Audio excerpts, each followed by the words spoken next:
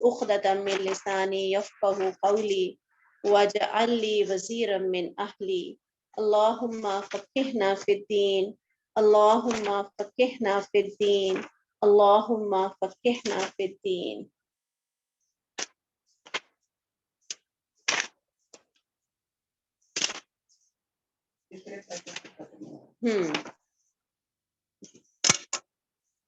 औज़ु बिल्लाहि मिनश शैतानिर रजीम बिस्मिल्लाहिर रहमानिर रहीम। इस क़ाल अल्लाहु या ईसा इन्नी मुतवफ़्फ़ीका व राफ़िउका इलैया व मुतahhiरुका मिनल लज़ीना कफ़रू व जाइलुल लज़ीना इत्तबऊका फ़ौक़ल लज़ीना कफ़रू इला यौमिल क़ियामा। जब उसने ईसा अलैहिस्सलाम से फरमाया, ईसा अब मैं तुझे वापस ले लूंगा और तुझे अपनी तरफ उठा लूंगा और इन काफरों से तुझे पाक कर दूंगा।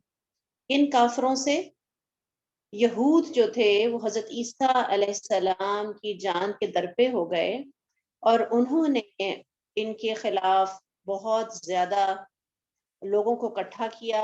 हजरत ईसा अलैहिस्सलाम के साथ बहुत कम लोग हैं जो उनके हवारी थे, वो रह गए और आखिरकार उन्होंने हजरत ईसा अलैहिस्सलाम को पकड़ लिया और अपनी तरफ से उन्होंने हजरत ईसा अलैहिस्सलाम को सूली दे दिया।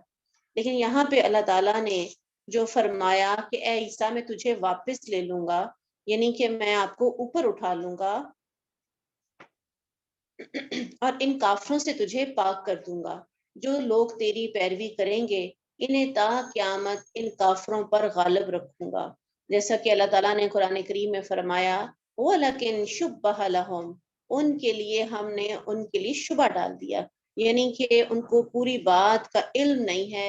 जो हकीकत हाल है अल्लाह ताला ने पूरी की पूरी कुरान पाक में बयान फरमा दी। और हजरत ईसा अलैहिस्सलाम जब इस दुनिया से गए थे तो उनकी उम्र 33 साल थी और जब वो वापस आएंगे तो 33 साल के ही होंगे और आकर वो दज्जाल को ख़त्म करेंगे और पूरी दुनिया के ऊपर इस्लाम को गालिब करेंगे। काफिर उनके सांस की खुशबू पाते ही मर जाएंगे।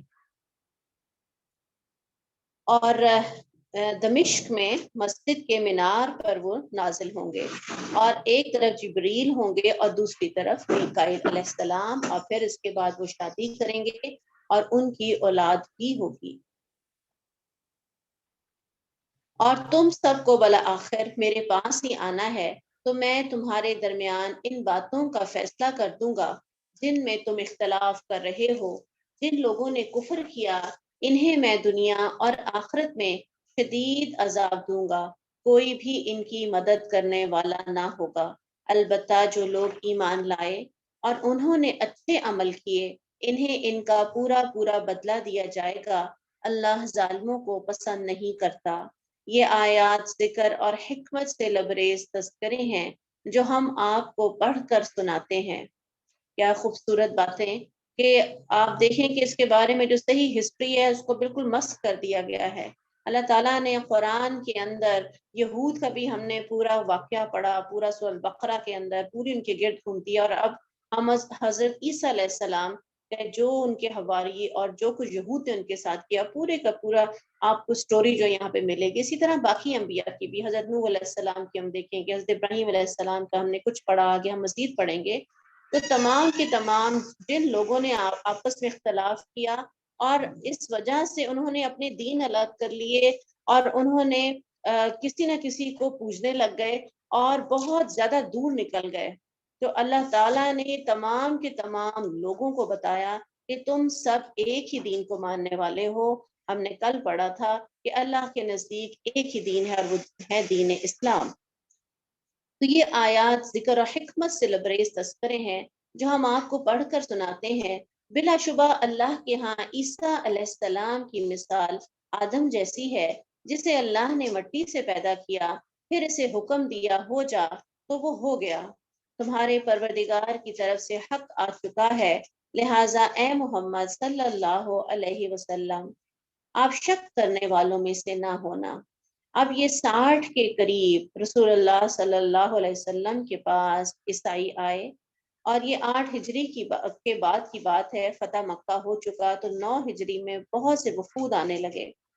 تو اب رسول اللہ صلی اللہ علیہ وسلم کے پاس 60 کے قریب آدمی آئے، اور انہوں نے آ کر، ان کی نیت جو تھی وہ اسلام قبول کرنا تو نہیں تھی، لیکن وہ مناظرے کی نیت سے آئے تھے، اور انہوں نے آ کر کچھ عجیب و غریب سی باتیں کی، اور انہوں نے کہا کہ حضرت عیسیٰ علیہ السلام کو جب آپ مسلمان مانتے ہیں کہ اللہ تعالیٰ نے اوپر اٹھا لیا، تو پھر آپ ان کو رب کیوں نہیں مانتے؟ تو اللہ تعالیٰ نے پھر اس کا بہترین جواب دیا کہ حضرت عیسیٰ کی مثال آدم جیسی ہے۔ حضرت عیسیٰ علیہ السلام کے تو صرف والد نہیں تھے، جبکہ آدم علیہ السلام کے والد اور والدہ دونوں ہی نہیں تھے، اللہ تعالیٰ نے ان کو بھی مٹی سے پیدا کیا، اور اللہ نے اپنے حکم سے پیدا کیا۔ اسی طرح حضرت عیسیٰ علیہ السلام کو بھی اللہ نے اپنے حکم سے پیدا کیا۔ کوئی شخص علم وحی آ جانے کے بعد اس بارے میں آپ سے جھگڑا کرے تو آپ اسے کہیے، آؤ ہم اور تم اپنے بچوں اور بیویوں کو بلا لیں اور خود بھی حاضر ہو کر اللہ سے گڑ گڑا کر دعا کریں۔ نبتہل فنجعل لعنت اللہ علی الکاذبین، جو جھوٹا ہو اس پر اللہ کی لعنت۔ اب 30 آیات ہیں جو اس موقع پر اللہ تعالیٰ نے نازل فرمائی، اور عیسائیوں کے گڑھ تھا نجران جہاں سے یہ لوگ آئے تھے، اور 14 سردار تھے ان کے اندر۔ انہوں نے آ کے بہت سے سوالات کیے رسول اللہ صلی اللہ علیہ وسلم سے۔ انہوں نے پوچھا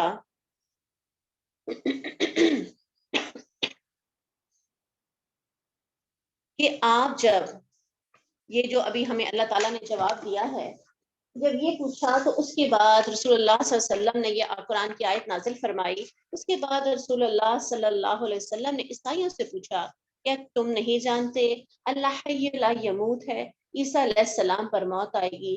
انہوں نے کہا ہم مانتے ہیں۔ نبی کریم صلی اللہ علیہ وسلم نے فرمایا بیٹا باپ کے مشابہ ہوتا ہے؟ انہوں نے جواب دیا ہاں، یعنی کہ اللہ تعالیٰ کا بیٹا تو نہیں ہو سکتا۔ رسول اللہ صلی اللہ علیہ وسلم نے فرمایا اللہ تمام کائنات کا خالق اور رازق ہے، کیا عیسیٰ علیہ السلام بھی ایسے تھے؟ انہوں نے جواب نہیں میں دیا۔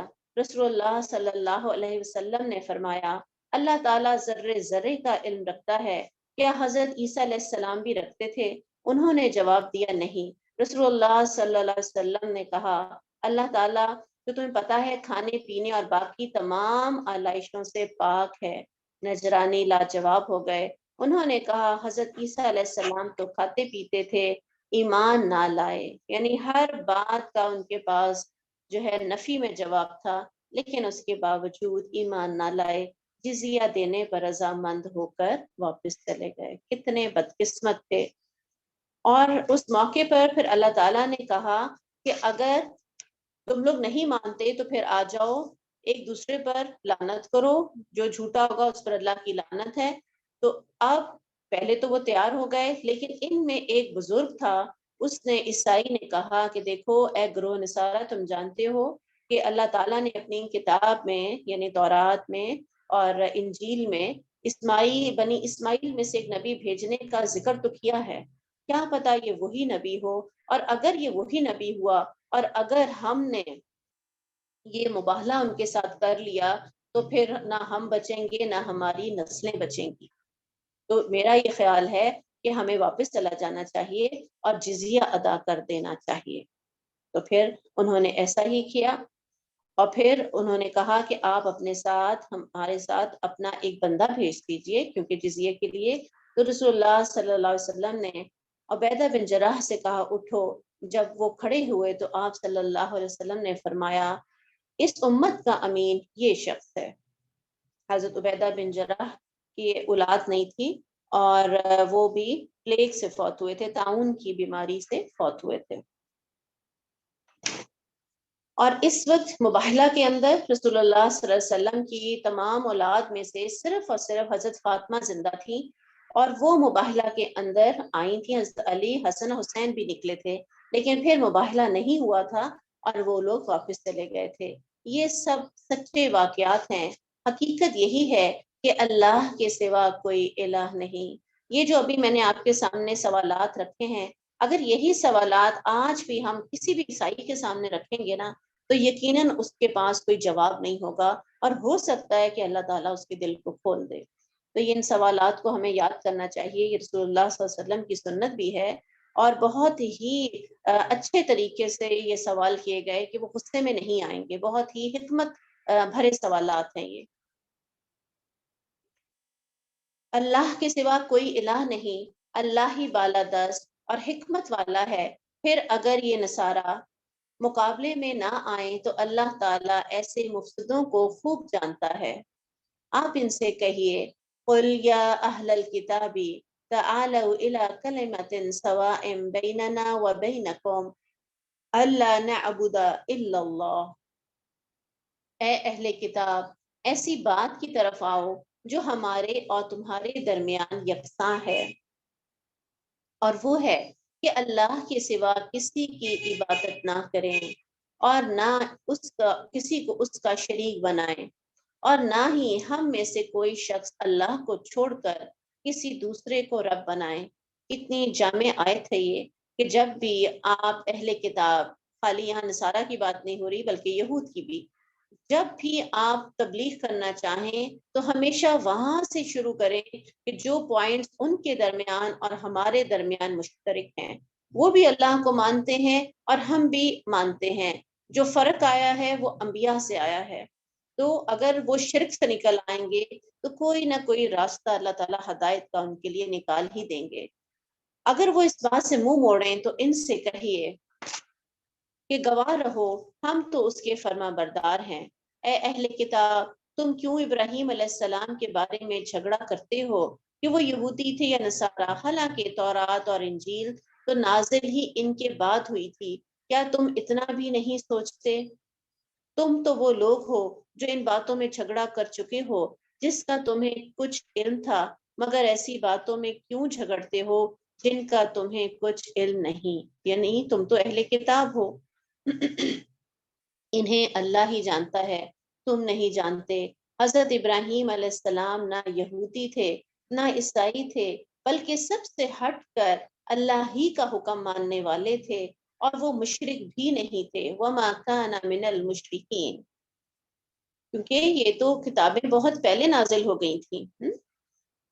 بلا شبہ ابراہیم علیہ السلام سے قریب تر وہ لوگ ہیں جنہوں نے ان کی پیروی کی، پھر ان کے بعد یہ نبی اور اس پر ایمان لانے والے، اور اللہ ایمان لانے والوں کا ہی حامی و مددگار ہے۔ اہل کتاب میں سے کچھ لوگ یہ چاہتے ہیں وہ آپ لوگوں کو گمراہ کر دیں، حالانکہ وہ اپنے آپ کو ہی گمراہ کر رہے ہیں، انہیں اس بات کی سمجھ نہیں آ رہی۔ اے اہل کتاب، تم اللہ تعالیٰ کی ان آیات کا کیوں انکار کرتے ہو جن کی تم خود گواہی دیتے ہو؟ اے اہل کتاب، تم حق و باطل کی آمیزش کیوں کرتے ہو اور جانتے بوجھتے سچی بات کو کیوں چھپا جاتے ہو؟ اہل کتاب کی سب سے بڑی جو بدنصیبی ہے وہ یہ ہے کہ ان لوگوں تک اپنی کتاب تک رسائی نہیں ہے۔ ان کے جو بشپس ہیں، ان کے جو پادری ہیں، وہ پڑھتے ہیں کتاب اور جو دل چاہتا ہے اس کو آگے بیان کر دیتے ہیں۔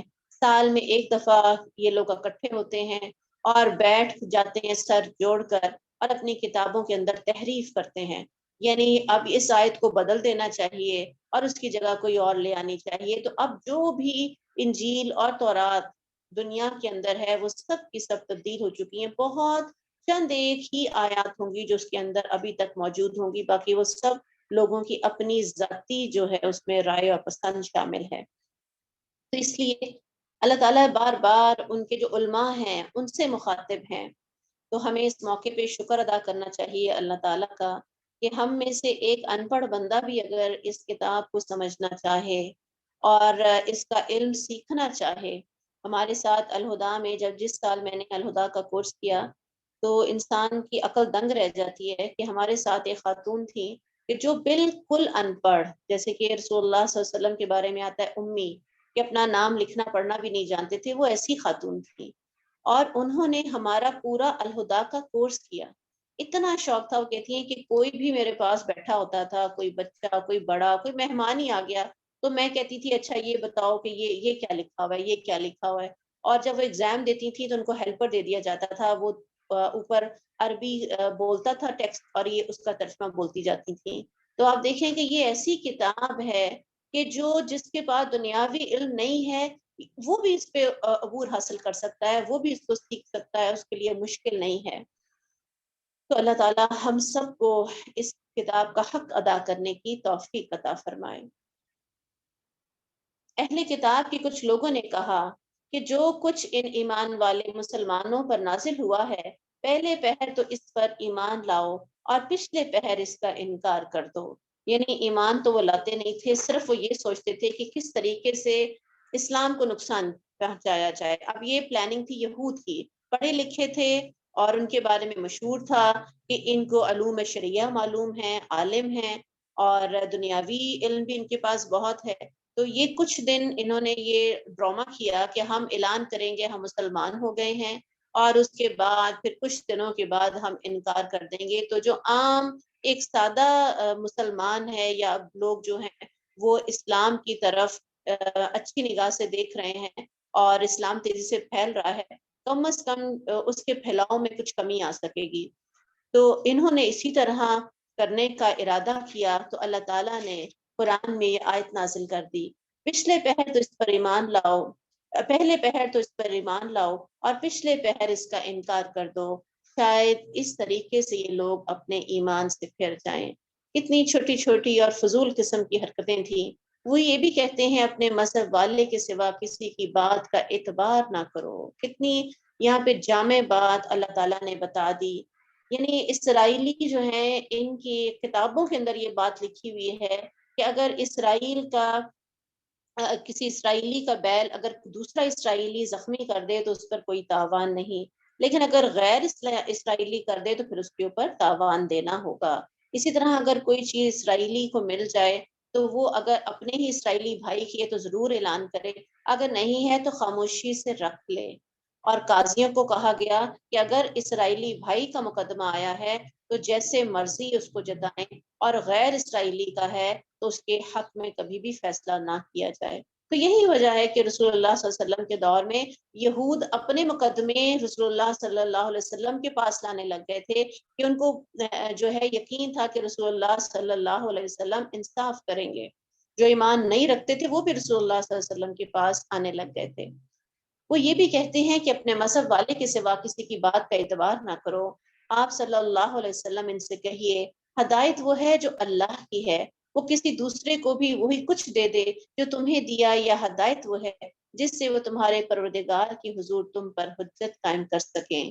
نیز ان سے کہیے کہ فضل و شرف تو اللہ کے اختیار میں ہے، وہ جسے چاہے دے دے، کیونکہ وہ بڑا وسیع نظر اور سب کچھ جاننے والا ہے۔ یختص برحمتہ من یشاء واللہ ذو الفضل العظیم، وہ جسے چاہے اپنی رحمت سے مخصوص کر لے، وہ بڑے فضل کا مالک ہے۔ فمن یشرح صدرہ للاسلام، یعنی اللہ تعالیٰ جب کسی سے ہمدردی یا اس پر رحمت کرنا چاہتے ہیں تو کیا کرتے ہیں، اس کا سینہ اسلام کے لیے کھول دیتے ہیں۔ تو اللہ تعالیٰ یہ بات یہاں بتا رہے ہیں کہ جس سے چاہے اپنی رحمت سے مخصوص کر لے، وہ بڑے فضل کا مالک ہے۔ اور اہل کتاب میں سے کچھ تو ایسے ہیں اگر آپ ان پر اعتماد کرتے ہوئے ایک خزانہ بھر مال دے دیں تو وہ آپ کو واپس کر دیں، اور کچھ ایسے ہیں اگر آپ انہیں ایک دینار بھی دے بیٹھیں تو وہ آپ کو ادا نہ کریں، الا یہ کہ تم ہر وقت ان کے سر پر سوار رہو۔ جس کی وجہ یہ ہے کہ وہ کہتے ہیں ان کا عقیدہ بن گیا کہ ان ان پڑھوں کے بارے میں ان پر کچھ گرفت نہ ہوگی، یعنی کہ کیونکہ یہ یہود نہیں ہے تو اس لیے ان کے بارے میں کوئی گرفت نہ ہوگی۔ جو برائیاں یہود کے اندر تھی آج ہم دیکھتے ہیں وہ ساری کی ساری برائیاں آج ہمارے اوپر ہیں، ہمارے اندر آ چکی ہیں کہ جس طرح سے یہاں پہ کہا گیا کہ امانت رکھی جائے اس میں خیانت ہوگی، یہ سب سے زیادہ جو برائی ہے یہود و نصارہ میں تو یہ شاید یہ کم ہو چکی ہو، لیکن آج ہم مسلمانوں میں بہت ہے۔ ہم اپنا بھی نہیں دیکھتے اور ہم غیر بھی نہیں دیکھتے، وہ اپنوں کے ساتھ تو کم از کم بھلائی کرتے ہیں، آج ہم اپنوں کی ہی جڑیں زیادہ کاٹنے والے بن گئے ہیں۔ یہ لوگ دیدہ دانستہ اللہ کی طرح جھوٹی باتیں منسوب کرتے ہیں۔ بات یہ ہے کہ جس شخص نے بھی اللہ سے کیا ہوا عہد کو پورا کیا اور اس سے ڈر گیا، واتقى فإن اللہ يحب المتقین، تو اللہ ایسے ہی پرہیزگاروں کو پسند کرتا ہے۔ لیکن جو لوگ اللہ کے عہد کو اور اپنی قسموں کو تھوڑی سی قیمت کے عوض بیچ ڈالیں تو ایسے لوگوں کا آخرت میں کوئی حصہ نہ ہوگا۔ قیامت کے دن اللہ تعالیٰ ایسے لوگوں سے کلام نہ کرے گا اور نہ ان کی طرف دیکھے گا اور نہ ہی انہیں گناہوں سے پاک کرے گا، اور انہیں دکھ دینے والا عذاب ہوگا۔ یاد رکھیں، جہاں پر بھی ایسی یہ جو یہاں پہ اللہ تعالیٰ نے بتائی علامات آ جائیں، اس کا مطلب ہے کہ وہ گناہ کبیرہ ہے۔ تو اللہ تعالیٰ کلام بھی نہ کریں گے، دیکھیں گے بھی نہیں، اور ان کو گناہوں سے پاک نہیں کریں گے، تو یہ بہت ہی بڑے عذاب کی علامت ہے، عذاب علیم۔ اور ان اہل کتاب سے کچھ لوگ ایسے بھی ہیں جو تورات کو پڑھتے وقت اپنی زبانوں کو ایسے موڑ دیتے ہیں تاکہ تم اسے تورات کا حصہ سمجھو، حالانکہ وہ تورات نہیں ہوتی، اور کہتے یہ ہیں کہ یہ اللہ کی طرف سے نازل شدہ ہے، حالانکہ وہ عبارت اللہ کی طرف سے نازل شدہ نہیں ہوتی۔ یہ لوگ دیدہ دانستہ جھوٹی باتیں اللہ سے منسوب کرتے ہیں۔ کسی شخص کا یہ حق نہیں کہ جسے اللہ تعالیٰ کتاب و حکمت اور نبوت عطا کرے، پھر وہ لوگوں سے یہ کہے کہ تم اللہ کو چھوڑ کر میرے بندے بن جاؤ، بلکہ وہ کہے تم اللہ والے بن جاؤ۔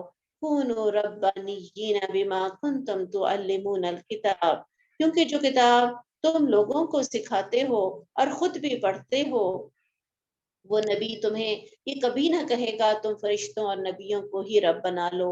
بھلا تمہارے مسلمان ہو جانے کے بعد وہ تمہیں کفر کا حکم کیسے دے سکتا ہے؟ اور آج ہمارا ایک بہت بڑا فرقہ جو ہے، وہ نعوذ باللہ رسول اللہ صلی اللہ علیہ وسلم کو انسان ہی ماننے کے لیے تیار نہیں، وہ ان کو بشر ہی نہیں مانتے۔ یہاں پہ اللہ تعالیٰ کہہ رہے ہیں نبی آپ کو کیسے کہہ سکتے ہیں؟ اور وہ وقت بھی یاد کرو جب اللہ تعالیٰ نے تمام انبیاء سے یہ عہد لیا کہ اگر میں تمہیں کتاب و حکمت عطا کروں، پھر کوئی ایسا رسول آئے جو اس کتاب کی تصدیق کرتا ہو، تو تمہارے پاس ہے جو تمہیں اس پر ایمان لانا ہوگا اور اس کی مدد کرنا ہوگی۔ اللہ تعالیٰ نے یہ حکم دے کر نبیوں سے پوچھا کیا تم اس بات کا اقرار کرتے ہو؟ آج آپ دیکھیں کہ ہمارے اندر اس قدر شرک آ چکا ہے، جیسے یہاں کہا گیا نا فرشتوں کو، نبیوں کو، اور اس کے اضافہ کر لیتے ہیں ولیوں کو بھی۔ ہم نے بعض اوقات رب کہنے سے ہم لوگ نہیں رکتے۔ بعض لوگ کہتے ہیں کہ نعوذ باللہ جب بھی بجلی چمکے تو بابا فرید گنج بخش کا نام لے لیا کریں، انہوں نے اپنے لوٹے میں بجلی کو بند کیا تھا۔ اگر آج آپ دیہات میں کسی سے پوچھیں تو وہ آپ کو بتائیں گے کہ وہ آج بھی انہی بزرگ کا نام لیتے ہیں۔ استغفر اللہ، میں نے خود کئی لوگوں سے یہ سنا، تو اس کے بعد پھر یہ بات میں نے آگے آپ تک پہنچائی ہے کہ اس کو آپ لوگ خود بھی اس کے بارے میں انویسٹیگیٹ کریں۔ شرک جو ہے وہ سیاہ رات میں سیاہ پتھر پر سیاہ چونٹی کی طرح ہے، یعنی کہ اس طرح سے داخل ہو جاتا ہے کہ ہمیں پتہ بھی نہیں چلتا، خبر بھی نہیں ہوتی۔ اور اسی طرح عیسائیوں کے اندر یہ عقیدہ ہے کہ جو فرشتے ہیں، یعنی رب تو ایک ہی ہے لیکن جو فرشتے ہیں وہ جزوی حصے دار ہیں، کلی تو خدا ہی ہے۔ اور اسی طرح جزوی ہی حصے دار سب نے بنایا، حضرت عیسیٰ علیہ السلام کو بھی اللہ کا حصہ بنا دیا، یہودیوں نے عزیر علیہ السلام کو اللہ کا حصہ بنا دیا، اور نعوذ باللہ ہم مسلمانوں نے رسول اللہ صلی اللہ علیہ وسلم کو اللہ کا حصہ بنا دیا۔ کیسے؟ وہ مکہ کا بھی مکہ، وہ کعبے کا بھی کعبہ کیا ہے؟ آپ سب کو میرے سے زیادہ ایسی بات کہتے ہوئے بھی انسان کو شرم آتی ہے، اور ڈر لگتا ہے، خوف آتا ہے کہ اللہ کے خوف سے یہ زمین ہی نہ پھٹ جائے، جیسی یہ باتیں ہم آج مسلمان کرتے ہیں۔ تو اللہ ہم سب کو معاف کرے۔ اور اسی طرح بہت سے لوگ ہیں جو کشتی میں سوار ہوتے ہیں تو اس پر حضرت خضر علیہ السلام کا نام لیتے ہیں، یہ بھی یقیناً شرک ہے۔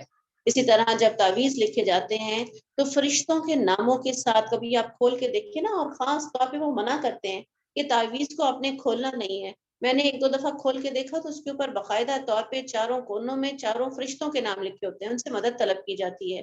بعض اوقات شیاطین کے نام لکھے ہوتے ہیں۔ یہ کون کر رہا ہے؟ یہ ہم آج مسلمان کر رہے ہیں۔ اس وقت تو اللہ تعالیٰ اہل کتاب کو سمجھا رہے ہیں، لیکن یہ برائیاں آج ہمارے اندر بہت زیادہ ہیں۔ اور اسی طرح امام ضامن کے حوالے تو ہم کر دیتے ہیں، فی امان اللہ ہم نہیں کہتے۔ اور اسی طرح چرچ کے اندر بہت سی جو ہے مورتیاں پڑی ہوتی ہیں فرشتوں کی، اور اسی طرح آج ہم مسلمانوں کے گھروں میں بھی بہت سی مورتیاں پڑی ہوتی ہیں، وہ ڈیکوریشن کے لیے ہوتی ہیں، لیکن یہ سب چیزیں اپنے گھروں میں رکھنا ناپسندیدہ ہے اور حرام ہے۔ اور وہ وقت یاد کرو جب اللہ تعالیٰ نے تمام انبیاء سے عہد لیا کہ اگر میں تمہیں کتاب و حکمت عطا کروں، پھر کوئی ایسا رسول آئے جو اس کتاب کی تصدیق کرتا ہو جو تمہارے پاس ہے، تو تمہیں اس پر ایمان لانا ہوگا، اس کی مدد کرنی ہوگی۔ اللہ تعالیٰ نے حکم دے کر نبیوں سے پوچھا، کیا تم اس بات کا اقرار کرتے ہو اور میرے اس عہد کی ذمہ داری قبول کرتے ہو؟ نبیوں نے جواب دیا، ہم اس کا اقرار کرتے ہیں۔ تو اللہ تعالیٰ نے فرمایا، تو اب تم اس بات پر گواہ رہو اور میں خود بھی تمہارے ساتھ گواہ ہوں۔ پھر اس کے بعد جو بھی اس عہد سے پھر جائے تو ایسے ہی لوگ فاسق ہیں۔ کیا یہ لوگ اللہ کے دین کے سوا کوئی اور دین چاہتے ہیں؟ حالانکہ آسمانوں اور زمین میں بہت پیاری آیت ہے، وَلَهُ أَسْلَمَ مَنْ فِي السَّمَاوَاتِ وَالْأَرْضِ طَوْعًا وَكَرْهًا وَإِلَيْهِ يُرْجَعُونَ۔ حالانکہ آسمانوں اور زمین میں جو کچھ بھی موجود ہے سب چار و ناچار اسی کے تابع فرمان ہے اور سب کو اسی کی طرف پلٹنا ہے۔ آپ صلی اللہ علیہ وسلم ان سے کہہ دیجئے کہ ہم تو اس چیز پر ایمان لاتے ہیں جو ہم پر اتاری گئی، اور اس پر بھی جو حضرت ابراہیم علیہ السلام، اسماعیل علیہ السلام، اسحاق علیہ السلام، یعقوب علیہ السلام اور ان کی اولاد پر نازل ہوئی، اور ان کتابوں پر بھی جو حضرت موسیٰ علیہ السلام و عیسیٰ علیہ السلام اور دوسرے پیغمبروں کو ان کے پروردگار کی طرف سے دی گئیں۔ ہم ان کے درمیان کچھ فرق نہیں کرتے، اور ہم اسی اللہ کے تابع فرمان ہیں۔ وَمَن يَبْتَغِي غَيْرَ الْإِسْلَامِ دِينًا فَلَن يُقْبَلَ مِنْهُ وَهُوَ فِي الْآخِرَةِ مِنَ الْخَاسِرِينَ۔ جو شخص اسلام کے سوا کوئی اور دین چاہے تو اس سے ہرگز قبول نہ کیا جائے گا۔ اب یہ جواب ہے ان لوگوں کو کہ جو یہ کہتے ہیں کہ اگر ایک شخص بہت اچھے کام کر رہا ہے، چیریٹی کے کام کر رہا ہے، بھلائیوں کے کام کر رہا ہے، تو اس کی نیکیاں کدھر جائیں گی؟ جیسے ہم دیکھتے ہیں لاہور کے اندر جتنے بھی زیادہ مشہور پرانے ہاسپٹلز ہیں وہ سب کس نے بنائے؟ ہندوؤں کے بنے ہوئے ہیں۔ اسی طرح اور بہت سے نان مسلمس ہیں کہ جو ساری زندگی اپنی جو ہے وہ چیریٹی میں کے کام کرتے گزار دیتے ہیں، لیکن اللہ تعالیٰ نے کیا کہا کہ کوئی بھی شخص اسلام کے سوا کوئی اور دین چاہے تو اس سے قبول نہ کیا جائے گا، اور وہ آخرت میں نقصان اٹھانے والوں میں ہوگا، تو اس کا سارا جتنے بھی اس نے کام کیا سب کے سب ضائع ہو جائیں گے۔ ایسے لوگوں کو اللہ کیوں کر ہدایت دے سکتا ہے جنہوں نے ایمان لانے کے بعد کفر اختیار کیا، حالانکہ وہ خود گواہی دے چکے ہیں، ان کے پاس اس بات کے واضح دلائل بھی آ چکے۔ اللہ تعالیٰ ایسے ناانصاف لوگوں کو ہدایت نہیں دیا کرتا۔ ایسے لوگوں کا بدلہ یہی ہو سکتا ہے کہ ان پر اللہ کی لعنت ہو، فرشتوں کی بھی اور سب لوگوں کی بھی۔ تو آپ دیکھیں کہ قرآن بہت سے لوگوں پر لعنت بھیجتا ہے، تو اللہ تعالیٰ ہمیں ان میں شامل نہ کرے۔ اور آپ غور کیا کریں کہ اللہ تعالیٰ کن کن مواقع پر لعنت بھیج رہے ہیں۔ وہ عذاب میں ہمیشہ مبتلا رہیں گے، ان سے یہ عذاب نہ ہلکا کیا جائے گا نہ انہیں مہلت دی جائے گی۔ إِلَّا الَّذِينَ تَابُوا مِن بَعْدِ ذَلِكَ وَأَصْلَحُوا فَإِنَّ اللَّهَ غَفُورٌ رَحِيمٌ۔ ایک شخص تھا انصار کا، عیسائی تھا، اس نے اسلام قبول کیا اور اس کے بعد مرتد ہو گیا۔ مرتد ہونے کے بعد اس نے اپنے بھائی سے کہا، اگر میں دوبارہ سے اسلام قبول کرنا چاہوں تو اللہ تعالیٰ نے یہ والی آیت نازل فرمائی 89۔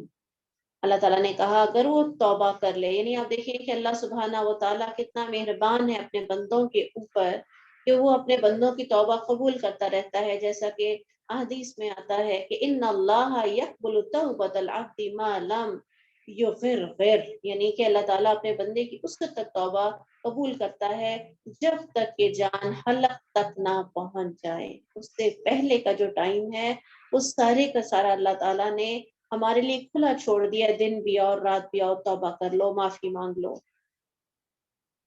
اسی طرح ایک شخص تھا عبداللہ اس کے بارے مشہور تھا کہ بڑا نیک تھا. صحابہ نے سوال کیا کہ اس کی بخشش ہو جائے گی. تو آپ صلی اللہ علیہ وسلم نے فرمایا اس نے ایک سجدہ بھی رب کو نہیں کیا تو بخشش کیسی ہوگی؟ کوئی صورت نہیں ہے. فَإِنَّ اللَّهَ غَفُورٌ رَحِيمٌ، تو بے شک اللہ تعالیٰ بہت بخشنے والا اور رحم کرنے والا ہے. مگر جن لوگوں نے ایمان لانے کے بعد کفر اختیار کیا پھر اس کفر میں بڑھتے ہی چلے گئے تو ان کی توبہ ہرگز ہرگز قبول نہ کی جائے گی. ان الذین کفروا وماتوا وهم کفار فلن يقبل من احدهم ملء. اے لوگوں جو کافر ہوئے پھر کفر ہی کی حالت میں مر گئے، اگر وہ زمین بھر بھی سونا دیں کہ دے کر خود چھوٹ جانا چاہیں، وَلَوِ افْتَدَىٰ بِهِ أُولَٰئِكَ لَهُمْ عَذَابٌ أَلِيمٌ وَمَا لَهُم مِّن نَّاصِرِينَ. تو ان سے ہرگز قبول نہ کیا جائے گا. یہی لوگ ہیں جنہیں دکھ دینے والا عذاب ہوگا اور ان کا کوئی مددگار بھی نہ ہوگا. تو بہت سخت قرآن کی آیات.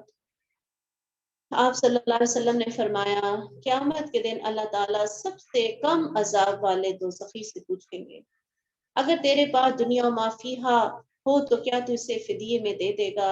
وہ کہے گا ہاں. اللہ تعالیٰ فرمائے گا جب تو انسانی شکل میں تھا تو میں نے تجھ سے اس سے آسان تر بات طلب کی تھی اور کہا تھا پھر میں تجھے جہنم میں داخل نہ کروں گا مگر تو شرک پر اڑا رہا. یعنی اللہ پر ایمان لانا کتنا مشکل ہے، کتنی اس کو مشقت اٹھانی پڑتی ہے، کون سی دنیا چھوٹ جاتی ہے، لیکن یہ لا الہ کہنا ہی بعض لوگوں کے لیے بہت مشکل ہو جاتا ہے. ایک دفعہ مودودی صاحب ایک میٹنگ کے اندر بیٹھے تھے اور خاموش بیٹھے تھے تو ان کے جو ساتھی تھے انہوں نے کہا کہ آپ کو مشورہ نہیں دے رہے، آپ کچھ بول نہیں رہے. تو انہوں نے کہا میں سوچ رہا ہوں کہ افریقہ میں دور دراز علاقے کا اگر کوئی شخص روز قیامت اس نے میرا گریبان پکڑ لیا کہ اے اللہ اس نے مجھ تک دین کا پیغام ہی نہیں پہنچایا تو اس وقت میں کیا جواب دوں گا. تو یہ ذمہ داری آپ کی اور میری ہے کہ یہ اللہ تعالیٰ کا احسان ہے کہ اللہ تعالیٰ نے ہمیں مسلمان گھرانوں میں پیدا کر دیا. ہر طرف ہم نے اپنے ارد گرد دین اسلام کو دیکھا، لوگوں کو دین پہ عمل کرتے دیکھا. اس کا بہت بڑا کرم ہے. ان لوگوں تک کون یہ پیغام پہنچائے گا جن کو معلوم ہی نہیں کہ اسلام بھی کچھ ہے اور قرآن بھی ہے. بہت سے ایسے لوگ ہیں کہ جن کو معلوم ہی نہیں کہ آخری نبی کون تھے. تو پھر ہم سب کو اس کی فکر کرنی چاہیے کہ جو اللہ نے ہمیں اتنی بڑی نعمت عطا فرمائی ہم اس نعمت کو آگے سے آگے پھیلائیں جس حد تک ہو سکے. جیسے اور اپنے بچوں کو اس کے لیے تیار کریں کہ بیٹا زندگی میں اور کچھ کرو یا نہ کرو کم از کم اس کتاب کو پکڑ لو اور اس کو آگے پھیلا دو. میں نے جب دورہ قرآن کیا تھا اس وقت میری عمر تقریباً 20 سال تھی، 20-21 سال. اللہ کا احسان ہے ڈاکٹر فرد ہاشمی کے ساتھ میں نے پہلا دورہ قرآن کیا.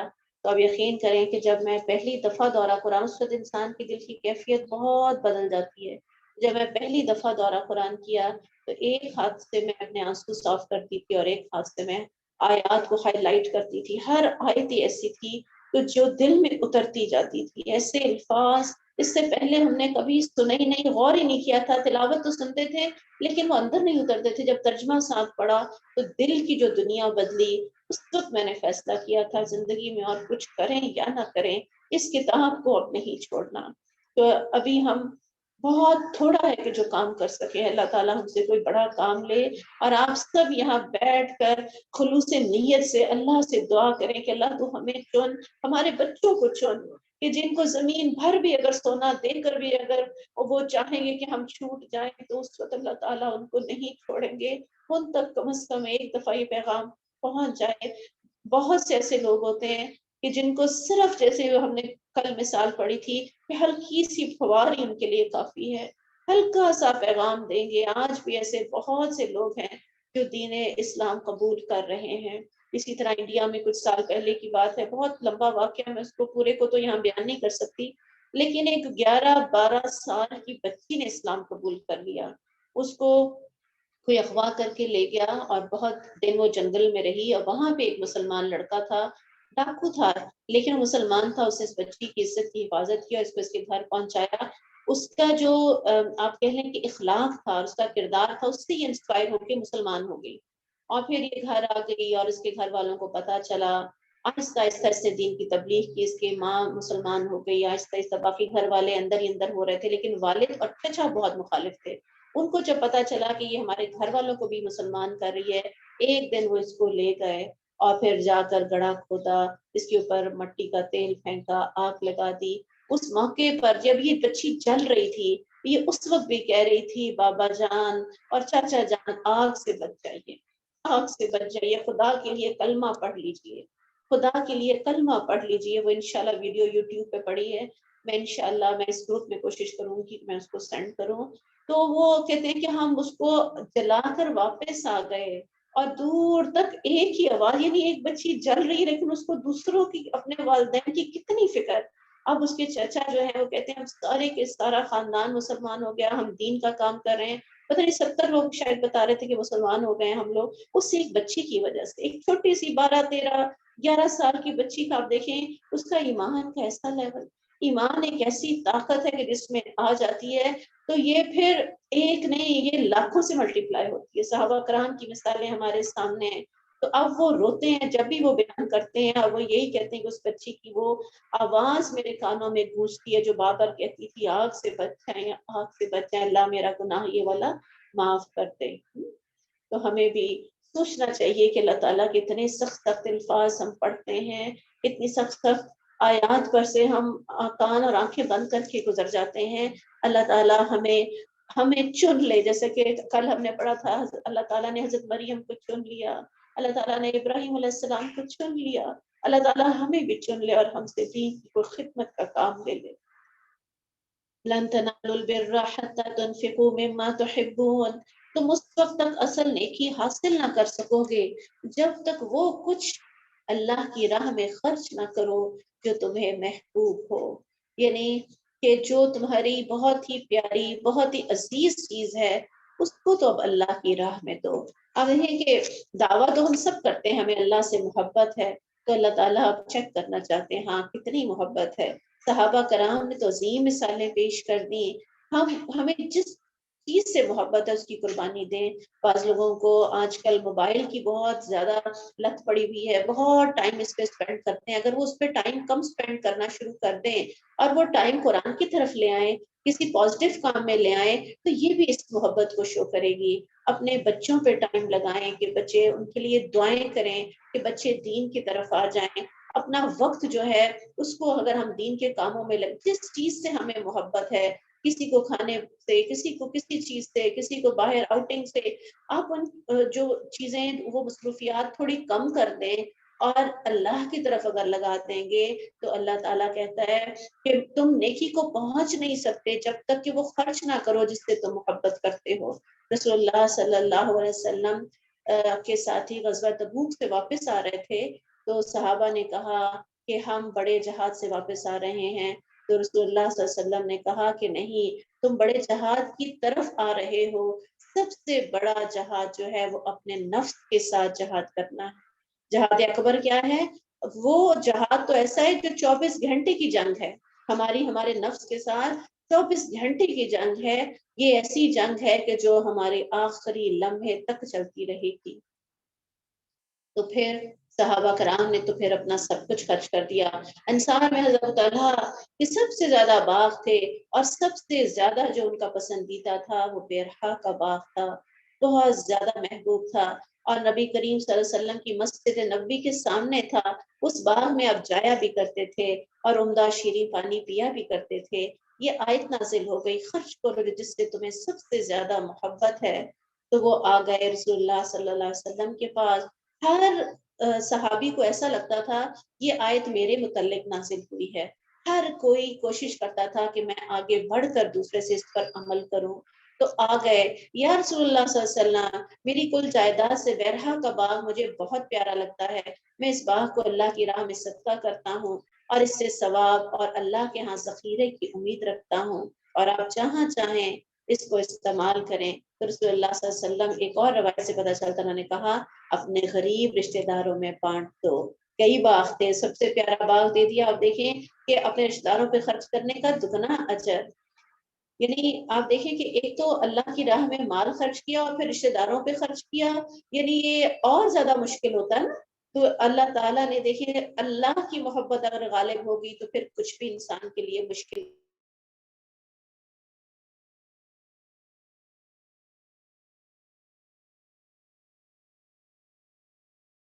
یقین کریں کہ انہوں نے اپنی بالیاں اتاری اور وہ مجھے دے دی کہ یہ آپ لے جائیں اور الہدا کے اکاؤنٹ میں رکھ لیں. تو مجھے بڑا وہ ہوا کہ ہماری جو ہم کیا دیتے ہیں، جو ہمیں چیزیں استعمال کی نہیں چاہیے ہوتی ہم وہ دے رہے ہوتے ہیں. تو ہم کبھی یعنی کہ نیکی کو کب پہنچیں گے؟ اللہ تعالیٰ کہتا ہے تم پہنچ ہی نہیں سکتے جب اپنی پیاری چیز نہ دو. تو وہ آنٹی آج تک میں جب بھی آیت پڑھتی ہوں مجھے وہ آنٹی میرے دماغ میں آتی ہیں، اور اتنا زیادہ کہ ہوتا ہے کہ بندے کو، میں نے یہ بات میری بیان کرنے کا مقصد یہ ہے کہ کسی کو بھی اس سے موٹیویشن ہو سکتی ہے. تو اللہ تعالیٰ ہم سب کو بھی ایسا کرے.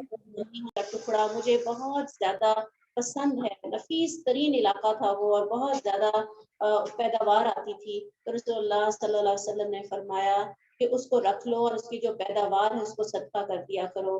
اسی طرح حضرت عبداللہ بن عمر کی ایک کنیز تھی کہ جو وہ کہتے ہیں کہ اگر میں اللہ کی راہ میں کوئی چیز دے کر واپس لے سکتا تو میں اس کنیز کو واپس لے سکتا. جیسی یہ آیت سنی کہ اللہ ہم سے ہماری پسندیدہ چیز مانگ رہے ہیں، وہ کون سی چیز ہے؟ تو میں تو یہ کہوں گی ہماری سب سے پسندیدہ چیز ہماری اولاد ہے. تو اس کے لیے سب سے زیادہ جو ہم دعا کر سکتے ہیں وہ یہ ہے کہ اللہ کہ ہماری اولاد کو تو دین اسلام کی خدمت کے لیے چن لے. اے رب کائنات، ہمارے پاس سب سے یہ مال و دولت، ان سے زیادہ قیمتی جو چیز ہے وہ ہماری اولاد ہے. اللہ تو ان کو اپنے راستے میں قبول کر اور ان کو دنیا کی ترقیاں بھی عطا فرما اور ان کو آخرت کی کامیابیاں اور کامرانیاں بھی عطا فرما. اللہ تو ان کو انبیاء کا وارث بنا. تو جب بھی ہم اس آیت سے گزریں اس پر ہمیں کچھ نہ کچھ ضرور صدقہ خیرات، کوئی اپنا لباس، کچھ بھی جو بھی ہے اس پہ کم از کم جب بھی اس آیت کو ہم اس طرح سے بیٹھ کے پڑھیں تو اس پہ عمل ضرور ہونا چاہیے. اللہ تعالیٰ قبول کرے گا انشاءاللہ.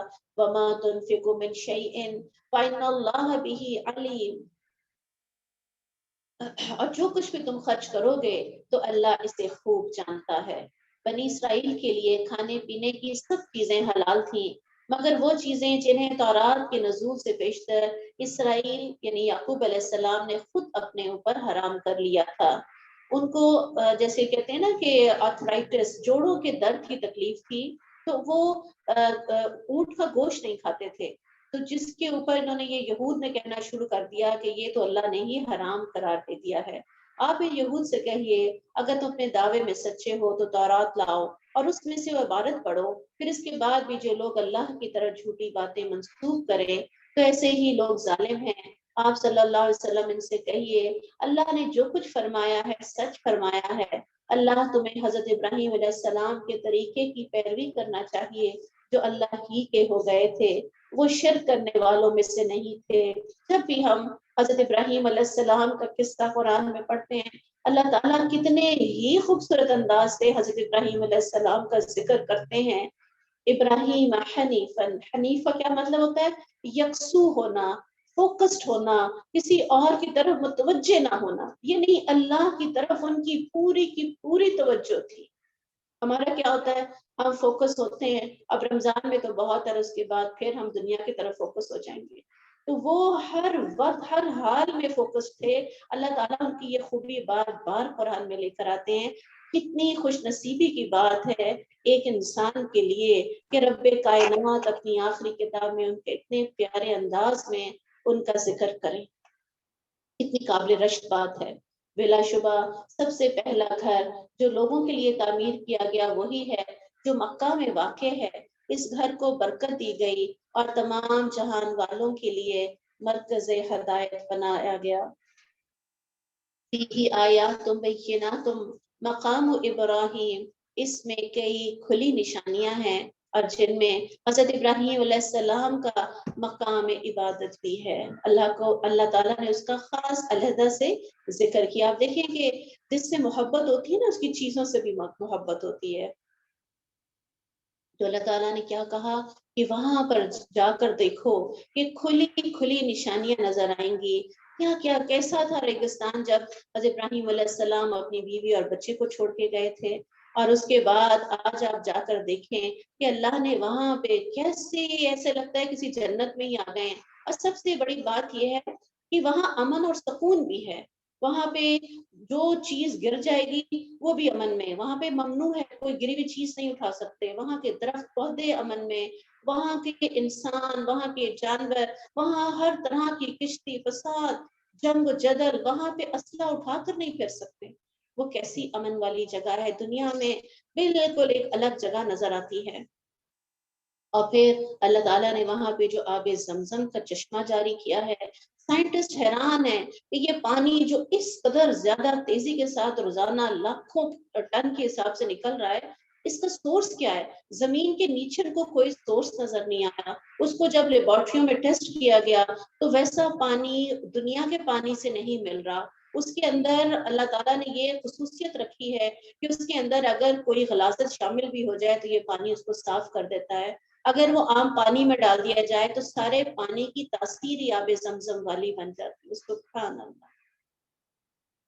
تو پھر آب زمزم کا جو چشمے کا پانی جب ہم دیکھتے ہیں تو جس طریقے سے وہ نکلتا چلا آ رہا ہے, دنیا میں ہم اب جگہ جگہ دیکھیں گے حضرت موسیٰ علیہ السلام کے 12 چشمے جو تھے وہ بھی سب سوکھ چکے ہیں. اس کے علاوہ بھی کتنے ہی ایسے دریا ہیں جو اپنا رخ بدل لیتے ہیں, سوکھ جاتے ہیں. لیکن یہ کیسا چشمہ ہے جو جتنی آبادی بڑھ چکی ہے اس حساب سے اللہ تعالیٰ اس کے پانی کو پورا کر رہا ہے. اور ہر گھر, میرا خیال ہے دنیا کا کوئی گھر نہیں ہوگا جہاں اگر وہ خود بھی نہیں گئے لیکن ان کے گھر تک آب زمزم کا پانی ضرور پہنچا ہوگا. کیسے اللہ تعالیٰ نے اس چشمے کو بنایا, کوئی کائی, کوئی بیماری, کوئی چیز اس کے, کوئی بیکٹیریا اس کے اندر نہیں پایا جاتا. لوگ حیران ہیں. تو کتنی ہی نشانیاں. اور پھر اسی طرح وہاں پہ صفا مروہ کی پہاڑیاں بھی ہیں, وہ بھی ایک نشانی ہے انسان کا ایمان وہاں جا کے کس قدر. اور وہاں جاتے ہی جو سکون اور راحت, کوئی ایسی بلڈنگ ہے جس کو آپ بار بار دیکھیں اور آپ کا پھر بھی دیکھنے کو دل چاہے. وہ ایک کالے کپڑے کے اندر ایک غلاف ہے لیکن آپ اس کو دیکھتے ہیں اور دل چاہتا ہے اس کو بار بار دیکھیں, اور ایسا سکون ملتا ہے. دنیا کی بڑی بڑی بلڈنگ, شیشے کی بنی ہوئی بڑے بڑے ٹاورز, لیکن ایک دفعہ دیکھنے کے بعد دوبارہ کوئی جانے کا نام نہیں لیتا. یہ کیا ہے؟ یہ کھلی کھلی نشانی ہے جو انسان وہاں جا کے مشاہدہ کرتا ہے. وَمَن دَخَلَ كَانَ آمِنًا وَلِلَّهِ عَلَى النَّاسِ حِجُّ الْبَيْتِ مَنِ اسْتَطَاعَ إِلَيْهِ سَبِيلًا. جو شخص اس گھر میں داخل ہوا وہ مامون و محفوظ ہو گیا. لوگوں پر اللہ کا یہ حق ہے, جو شخص اس گھر تک پہنچنے کی استطاعت رکھتا ہو تو پھر اس کو حج کرنا چاہیے, اس کا حج کرے. اور جو شخص اس کا انکار کرے وَمَنْ كَفَرَ فَإِنَّ اللَّهَ غَنِيٌّ عَنِ الْعَالَمِينَ. تو جو کوئی اس کا انکار کرے تو اللہ تعالیٰ تمام جہان والوں سے بے نیاز ہے. اگر جائیں گے تو اپنا ہی فائدہ ہے, اپنے ہی گناہوں کو دھلوا کر آئیں گے, اپنے ہی درجے بلند کر کے آئیں گے, اور ان نشانیوں کو دیکھ کر آئیں گے تو ایمان تازہ کر کے آئیں گے. ابن عباس بیان کرتے ہیں کہ رسول اللہ صلی اللہ علیہ وسلم نے فرمایا فَقْزِ اللَّهَ فَهُوَ أَحَقُّ بِالْقَضَاءِ. ایک شخص نے پوچھا کہ اگر کوئی شخص سستی کی وجہ سے حج نہ کر سکے, یعنی وہ صاحب حیثیت تو تھا لیکن سستی کی وجہ سے حج نہ کر سکے, تو اب میراث میں سے کیا حج کیا جا سکتا ہے, کیا اس کے بچوں کو کرنا چاہیے؟ تو رسول اللہ صلی اللہ علیہ وسلم نے فرمایا اللہ کا قرض ادا کرو, کیونکہ وہ پورا کیے جانے کا زیادہ حقدار ہے, اور یہ بخاری کی روایت ہے. تو کوشش کریں کہ اس گھر میں جائیں, اور اگر نہیں جائیں گے فَإِنَّ اللَّهَ غَنِيٌّ عَنِ الْعَالَمِينَ. اللہ تو غنی ہے, اس کو تو ہماری کوئی ضرورت نہیں. آپ ان اہل کتاب سے کہیے تم اللہ کی آیات کا کیوں انکار کرتے ہو, حالانکہ جو کچھ تم کرتے ہو سب کچھ دیکھ رہا ہے. کہو اے اہل کتاب, جو شخص ایمان لاتا ہے تم اسے اللہ کی راہ سے کیوں روکتے ہو؟ تم یہ چاہتے ہو کہ وہ ٹیڑھی راہ چلے, حالانکہ تم خود اس کے راہ راست ہونے کے گواہ ہو, اور جو حرکتیں تم کر رہے ہو اللہ ان سے بے خبر نہیں. اے ایمان والو, اگر تم اہل کتاب کے ایک گروہ کی بات مان لو گے تو یہ تمہارے ایمان لانے کے بعد تمہیں کافر بنا کر چھوڑیں گے, ایک بہت بڑی بات یہاں پہ کہی گئی کہ آج بھی اگر ہم اہل کتاب کے قریب ہوں گے تو وہ یہی چاہیں گے ہم ایمان سے پھر جائیں۔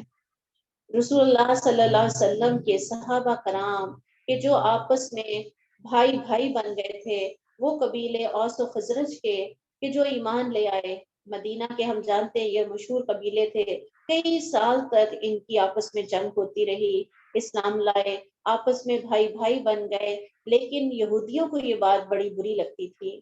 ایک یہودی شماس بن قیس کو بہت صدمہ پہنچا اور اس نے کیا کہا یہودیوں سے کہ جاؤ اور ان کی مجالس میں جا کے جنگ باز کا ذکر چھیڑ دو۔ اور پھر کیا تھا، دونوں طرف سے تو طرح شروع ہو گئی اور بات یہاں تک ہو گئی کہ حرہ کا میدان جنگ کے لیے طے بھی پا گیا۔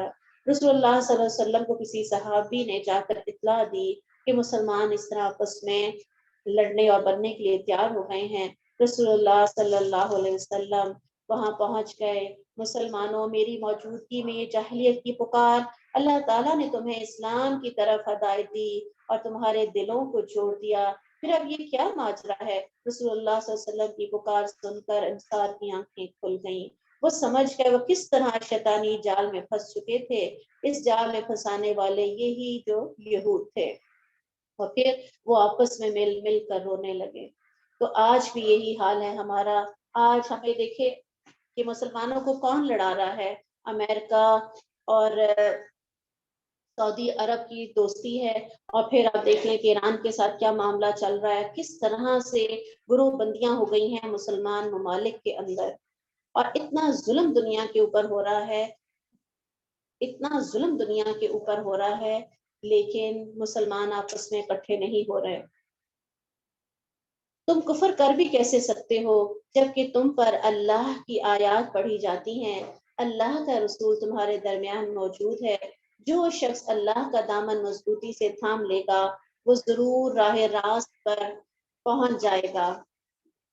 یا ایھا الذین آمنوا اتقوا اللہ حق تقاتہ ولا تموتن الا وانتم مسلمون۔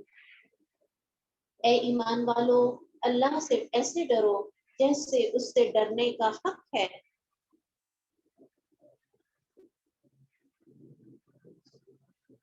اور تمہیں موت نہیں آنی چاہیے مگر اس حال میں کہ تم مسلمان ہو۔ تو جب یہ آیت نازل ہوئی صحابہ کرام تو پریشان ہو گئے کہ اللہ سے جیسے ڈرنے کا حق ہے ویسے ہم کیسے ڈر سکتے ہیں؟ تو اللہ تعالیٰ نے پھر اس کے بعد سورۃ غابن کی آیت نازل فرمائی، فاتقوا اللہ ما استطعتم۔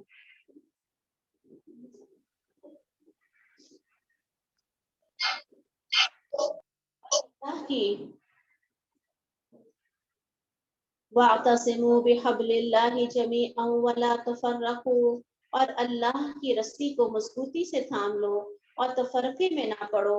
اللہ کی اس نعمت کو یاد کرو جو اس نے تم پر اس وقت کی جب تم ایک دوسرے کے دشمن تھے۔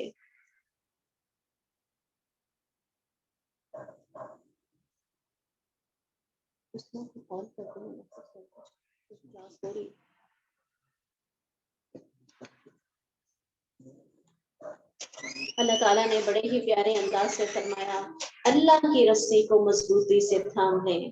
تو رسول اللہ صلی اللہ علیہ وسلم نے کیا بتایا؟ اللہ کی رسی کیا ہے؟ دو چیزیں تمہارے درمیان چھوڑ کے جا رہا ہوں، اگر انہیں پکڑے رکھو گے تو کبھی بھی سیدھے راستے سے نہ بھٹکو گے، اور وہ دو کیا ہیں؟ ایک قرآن پاک اور دوسری میری سنت۔ تو اللہ کی رسی کو مضبوطی سے تھام لو اور تفرقے میں نہ پڑو۔ آپس کے اختلافات کی وجہ سے انسان کمزور ہوتا ہے، ہمیں باہر والے آ کے نہیں مارتے، ہم ایک دوسرے کو مارنے کا سبب بنتے ہیں اور باہر والے فائدہ اٹھاتے ہیں۔ اور اللہ کی نعمت کو یاد کرو جو اس نے تم پر اس وقت کی جب تم ایک دوسرے کے دشمن تھے، پھر اللہ نے تمہارے دلوں میں الفت ڈال دی۔ چل کوئی بات وَأَلَّفَ بَيْنَ قُلُوبِكُمْ، تو اس اللہ نے تمہارے دلوں میں الفت ڈال دی۔ تو یہ والی جو یہ الفاظ ہے نا فَأَلَّفَ بَيْنَ قُلُوبِكُمْ فَأَصْبَحْتُمْ بِنِعْمَتِهِ إِخْوَانًا، اگر بہن بھائیوں میں کوئی لڑائی ہو، کوئی ایسا کہ دل کسی طرح نرم ہونے میں نہیں آ رہے، بعض اوقات ہوتا ہے کہ ایک پارٹی چاہ رہی ہوتی ہے اور دوسری نہیں چاہ رہی ہوتی، تو یہ پڑھنا شروع کر دیں انشاءاللہ اللہ تعالیٰ دلوں میں نرمی پیدا کر دے گا. اور اگر میاں بیوی ہو تو فَأَلَّفَ بَيْنَ قُلُوبِكُمْ، بس اتنے ہی الفاظ پڑھے جائیں گے. تو تم اس کی مہربانی سے بھائی بھائی بن گئے. تم تو آگ کے گڑھے کے کنارے کھڑے تھے، اللہ نے تمہیں اس سے بچا لیا. سبحان اللہ. اگر اسی طرح لڑتے رہتے 50 سال تک ان کی جنگیں چلا کرتی تھی. یعنی مکہ میں بنی بکر اور بنی تغلب کی لڑائی تقریباً 50 سال چڑھی، اور اسی طرح اوس و خزرج کی لڑائی بھی بہت سال چڑھی. یہ ایک دوسرے کو مار مار کے ختم ہو جاتے. اللہ نے کیسے بھائی بھائی بنا دیا. اللہ تعالیٰ اسی انداز سے اپنی نشانیاں بیان کرتا ہے تاکہ تم راہ راست پا سکو. تو ہمارے درمیان بھی ہمیں مسلمانوں کو کمزور کرنے والا بھی کوئی باہر سے نہیں، بلکہ سب سے پہلے تو ہم خود ہی ہیں. احمد بن حنبل کے بارے میں آتا ہے کہ ان سے یہ سوال کیا جاتا تھا کہ قرآن مخلوق ہے یا غیر مخلوق، اور وہ جب جواب نہیں دیتے تھے. مامون رشید کی حکومت تھی 218 ہجری میں. جب وہ جواب نہیں دیتے تھے 2 کوڑے ان کو مارے جاتے تھے. پھر سوال کیا جاتا تھا تو وہ ہر بار یہی کہتے تھے کہ پھر مجھے قرآن و سنت سے اس کی دلیل لا کر دو. ہر دفعہ ان کو یہی وہ جواب دیتے اور پھر اس کے بعد ان کو 2 کوڑے لگائے جاتے. اتنی سخت سخت سزائیں دی گئی ہیں. اسی طرح ہم جانتے ہیں امام ابو حنیفہ کا جنازہ بھی جیل سے اٹھا کہ جو جم جانے والے تھے انہوں نے دین کا بہت فائدہ کیا. لیکن ایسا ہمارے جو ہے مختلف بادشاہوں کے دور میں اور اس کے بعد بھی یہ جو فرقہ بازی ہے یہ بہت زیادہ. جب باہر والے ہمیں نقصان پہنچانا چاہتے ہیں تو وہ شیعہ سنی کے فسادات کرا دیتے ہیں. آج کل بھی ہم دیکھ رہے ہیں کہ ہم جس اذیت سے گزر رہے ہیں کہ آج بھی مسلمان ہیں، چہرے کے اوپر داڑیاں ہیں، نماز ادا کرنے والے ہیں، اور اپنے ہی مسلمان بھائیوں کی گاڑیاں اور ان کی املاک کو آگ لگا رہے ہیں اور جلا رہے ہیں. مومن تو وہ ہے کہ جس کی زبان اور ہاتھ سے دوسرا مومن محفوظ ہوتا ہے. آج ہم کیسے مومن ہیں؟ اللہ ہماری حالت پر رحم کرے. اس طرح سے ہم اپنے آپ کو خود کمزور کر دیتے ہیں. تو اللہ تعالیٰ کیا کہتے ہیں؟ وَلْتَكُمْ مِنْكُمْ أُمَّةٌ يَدْعُونَ إِلَى الْخَيْرِ وَيَأْمُرُونَ بِالْمَعْرُوفِ وَيَنْهَوْنَ عَنِ الْمُنْكَرِ وَأُولَئِكَ هُمُ الْمُفْلِحُونَ. اور تم میں کچھ ایسے لوگ ضرور ہونے چاہیے. تو اللہ تعالیٰ جب کہہ رہے ضرور ہونا چاہیے تو ہم کیوں نہیں؟ ہم کیوں نہیں؟ تو اللہ تعالیٰ کیا کہتے ہیں؟ ایسے لوگ ہوں اور وہ کیا کریں؟ وہ بلائیں یدعون الی الخیر، وہ نیکی کے کاموں کی طرف بلاتے رہیں، اچھے کاموں کا حکم دیں اور برے کاموں سے روکنے والے ہوں. اور ایسے ہی لوگ اولئک هم المفلحون، ایسے ہی لوگ مراد پانے والے ہیں. آپ جانتے ہیں نا کہ ہر بندہ ہی اپنے اپنے طور پہ کچھ نہ کچھ دین کا کام کر رہا ہے، لیکن یہاں پہ بتانے کا مقصد یہ ہے کہ کچھ ایسے لوگ ہونے چاہیے کہ جو اسپیشلسٹ ہوں. جیسے ڈاکٹر تو سب ہوتے ہیں لیکن کچھ ہوتے ہیں جو اسپیشلسٹ ہوتے ہیں اور وہ اپنے کام کو زیادہ اچھے طریقے سے جانتے ہیں، ٹیم ورک کی طرح کام کریں. جیسے اور باقی شعبوں کے اندر اسپیشلائزیشن ہوتی ہے تو کچھ لوگ ایسے ضرور ہونے چاہیے کہ وہ اپنے کام کی بھی ماہر ہوں اور وہ فل ٹائم اس کو دے سکیں. یعنی دنیا کا لالچ نہ ہو کہ اگر آپ دیکھیں کہ جیسے ہمارے ہاں بہت سے ایسے مولوی صاحبان ہیں کہ جن کو ہم لوگ بلاتے ہیں، جمعے کے خطبے دیتے ہیں، لیکن ان کی ہم نے تنخواہیں مقرر کی ہوئی ہیں. وہ آتے ہیں، وہ اپنے پیسے لیتے ہیں، اور اس میں یہ بات نہیں کہہ رہی کہ ناجائز ہے، ناجائز نہیں ہے.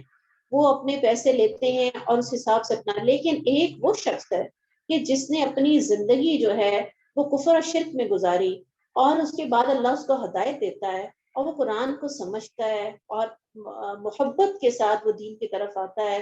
تو آپ دیکھیں اس کے بیان میں کیا لذت ہوگی. اور جو صحیح علم سیکھ کر آئے گا. ہمارے ہاں تو زیادہ تر 90% مولویوں کو نماز کا ترجمہ تک نہیں آتا، وہ دین کی تبلیغ کیا کریں گے؟ تو ایسے لوگ ہوں جن کا کام ہی یہ ہو، ان کا اوڑھنا بچھونا یہ ہو، اور ان کا جو اصل مقصد جو ہے وہ یہ ہے کہ وہ اس کام کو اس دنیا میں اللہ کے دین کو نافذ کرنا چاہتے ہیں اور اپنے نبی کریم صلی اللہ علیہ وسلم کا وہ جو کام جو وہ کرتے ہوئے چلے گئے، ہمارے کندھوں پر وہ ذمہ داری ڈال کے گئے ہیں، اس کام کو وہ لے کے آگے جانا چاہتے ہیں اور اپنے نبی کریم صلی اللہ علیہ وسلم کی اور اپنے اللہ کے محبوب بننا چاہتے ہیں، جب وہ یہ کام کریں گے تو پھر آپ دیکھیں کہ ان کی زبانوں میں اثر کیوں نہیں آئے گا۔ اسی طرح آپ نے دیکھا ہوگا کہ آج کل یہ یوتھ کلب میں ضیاء الحق آتے ہیں اور وہ یہ یوتھ کلب چلا رہے ہیں، تو وہ کہتے ہیں کہ میں نے دنیا میں بڑے بڑے کام کیے، باہر کے ملک میں تھا، کرنل کا بیٹا تھا، باہر چلا گیا، تو وہ بتاتے ہیں اپنے بارے میں کہ میں نے کون سا ایسا دنیا کا کام ہے، سوئمنگ بھی میں نے کی، میں نے کراٹے بھی سیکھے، میں نے میڈیا پہ کام بھی کیا، میں نے سب کچھ کیا، لیکن دل کا سکون نہیں تھا۔ اور پھر اللہ نے مجھے ایک بیٹی دی، اور کہتے ہیں پتہ نہیں میرے دل کو اللہ نے کیسے بدلا، اور اس کے بعد بس میں دین کے کاموں میں لگ گیا۔ اب وہ ماشاءاللہ اتنا دین کا کام کر رہے ہیں، اتنا دین کا کام کر رہے ہیں کہ ایسے لوگوں کو دیکھ کے انسان کو رشک آتا ہے۔ تو پھر اللہ تعالیٰ کہتے ہیں ایسے لوگ ہوں کہ جو صرف اور صرف اپنے رب کی رضا کی خاطر یہ دین کا کام کریں، اور ایسے ہی لوگ اولئک هم المفلحون، یہی لوگ جو ہیں پھر فلاح پانے والے ہیں، مراد کو پانے والے ہیں۔ نیز تم ان لوگوں کی طرح نہ ہو جانا جو فرقوں میں بٹ گئے اور روشن دلائل آ جانے کے بعد آپس میں اختلاف کرنے لگے۔ یہی لوگ ہیں جنہیں بہت بڑا عذاب ہوگا، اس دن کچھ چہرے روشن ہوں گے، سبحان اللہ، کچھ سیاہ ہو رہے ہوں گے۔ جن لوگوں کے چہرے سیاہ ہو رہے ہوں گے ان سے کہا جائے گا کیا تم ہی وہ لوگ ہو جنہوں نے ایمان لانے کے بعد کفر اختیار کیا تھا، تو جو تم کفر کرتے رہے ہو اس کے بدلے عذاب کا مزہ چکھو۔ تو ہم کون ہیں، ہمارا تعارف کیا ہے؟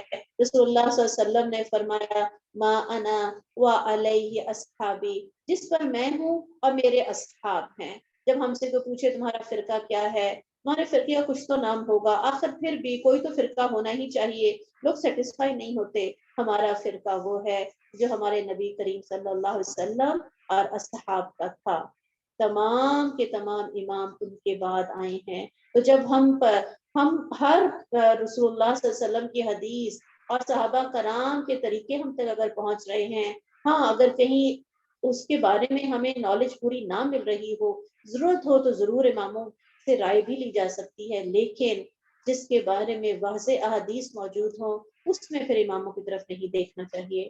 رسول اللہ صلی اللہ علیہ وسلم نے فرمایا یہود کے 71 فرقے بن جائیں گے، نصارہ کے 72 بن جائیں گے، اور تمہارے 73 فرقے ہو جائیں گے، اور سب کے سب دوستی ہیں سوائے ما انا علیہ و اصحابی، جس پر میں ہوں اور میرے اصحاب ہیں۔ تو کتنا ضروری ہے ہم سب کو اس بات کو سمجھنا کہ ضروری نہیں ہے اپنے آپ کو فرقوں میں بانٹا جائے اور اپنے نام رکھ لینا، خاص طور پہ اپنے آپ کو حنفی کہنا، کسی اپنے آپ کو مالکی کہنا۔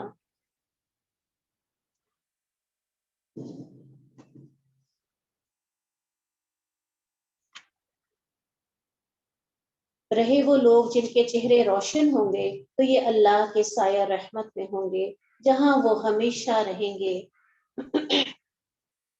یہ ہیں اللہ کی آیات جو ہم آپ کو ٹھیک ٹھیک سنا رہے ہیں۔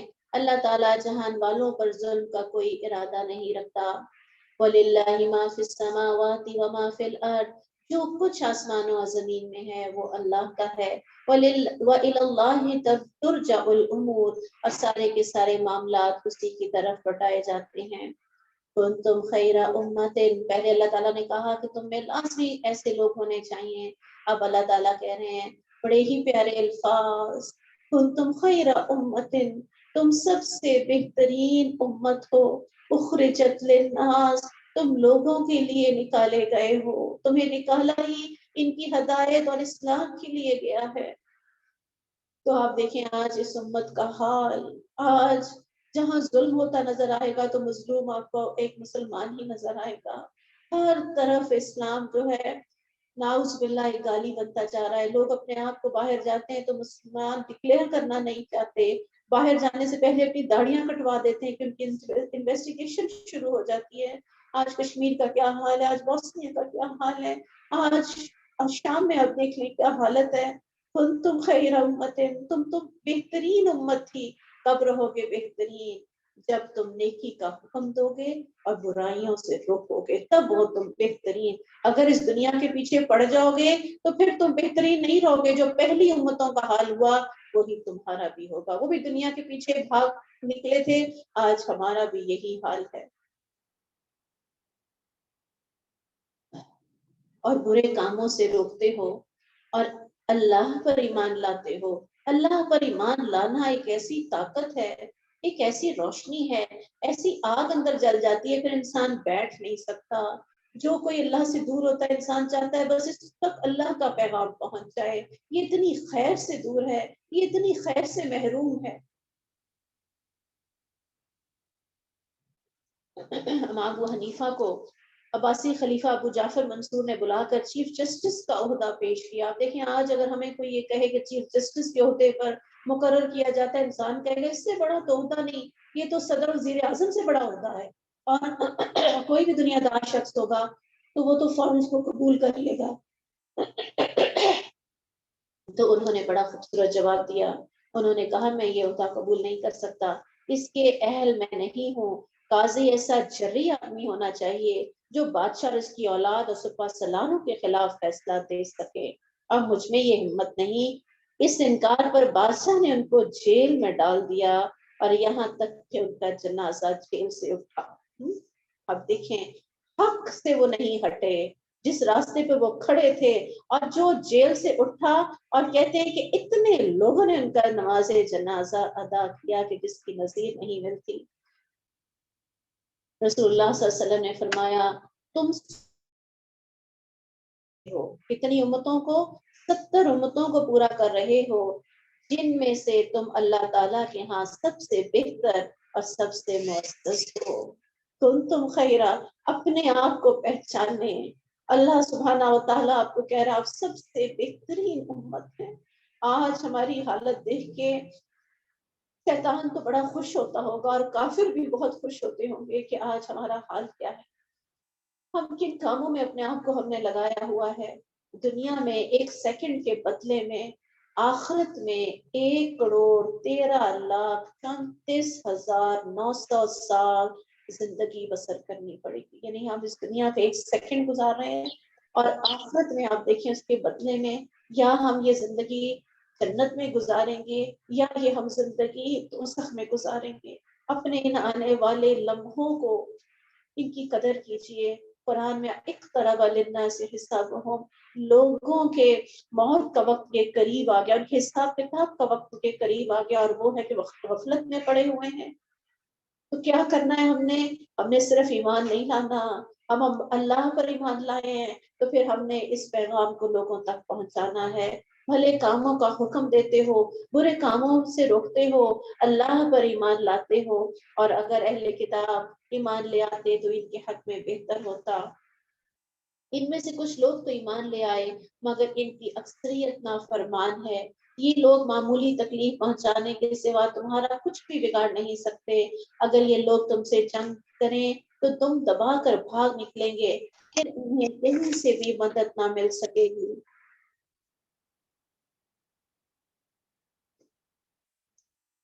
جہاں بھی یہ لوگ پائے جائیں ذلت ان کے مقدر کر دی گئی. اللہ یہ کہ اللہ کی یا دوسرے لوگوں کی ذمہ داری میں پناہ لیں. یہ کتنی بڑی پیشن گوئی ہے جو 1500 سال پہلے قرآن میں کی گئی. اور آج ہم دیکھتے ہیں اگر آپ دنیا کے نقشے کو نکالیں تو ایک چھوٹا سا ڈاٹ جتنی جگہ ہے جو اسرائیل کے پاس ہے.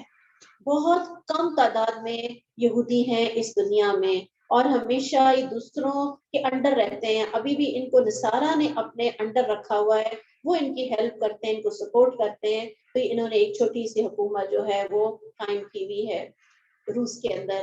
لیکن یہ کتنے 100 سال پہلے ہمیں یہ پیشن گوئی کرتی گئی کہ یہ پھیلنے والے نہیں ہیں. اور اسی طرح وہ وقت بھی بہت جلد آنے والا ہے جب ہر پتھر اور درخت بول اٹھے گا کہ میرے پیچھے یہودی ہے اور یہ یہاں ختم کر دیے جائیں گے اس دنیا سے. یہ لوگ اللہ کے غضب میں گھر چکے ہیں، کہیں ہم میں وہ برائیاں تو نہیں. اور محتاجی ان پر مسلط کر دی گئی ہے. یہ اس لیے ہوا کہ وہ اللہ کی آیات کا انکار کرتے تھے، وہ انبیاء کو ناحق قتل کر دیتے تھے. اس کی وجہ یہ تھی کہ وہ نافرمان تھے، وہ اللہ کی حدود سے آگے نکل جاتے تھے.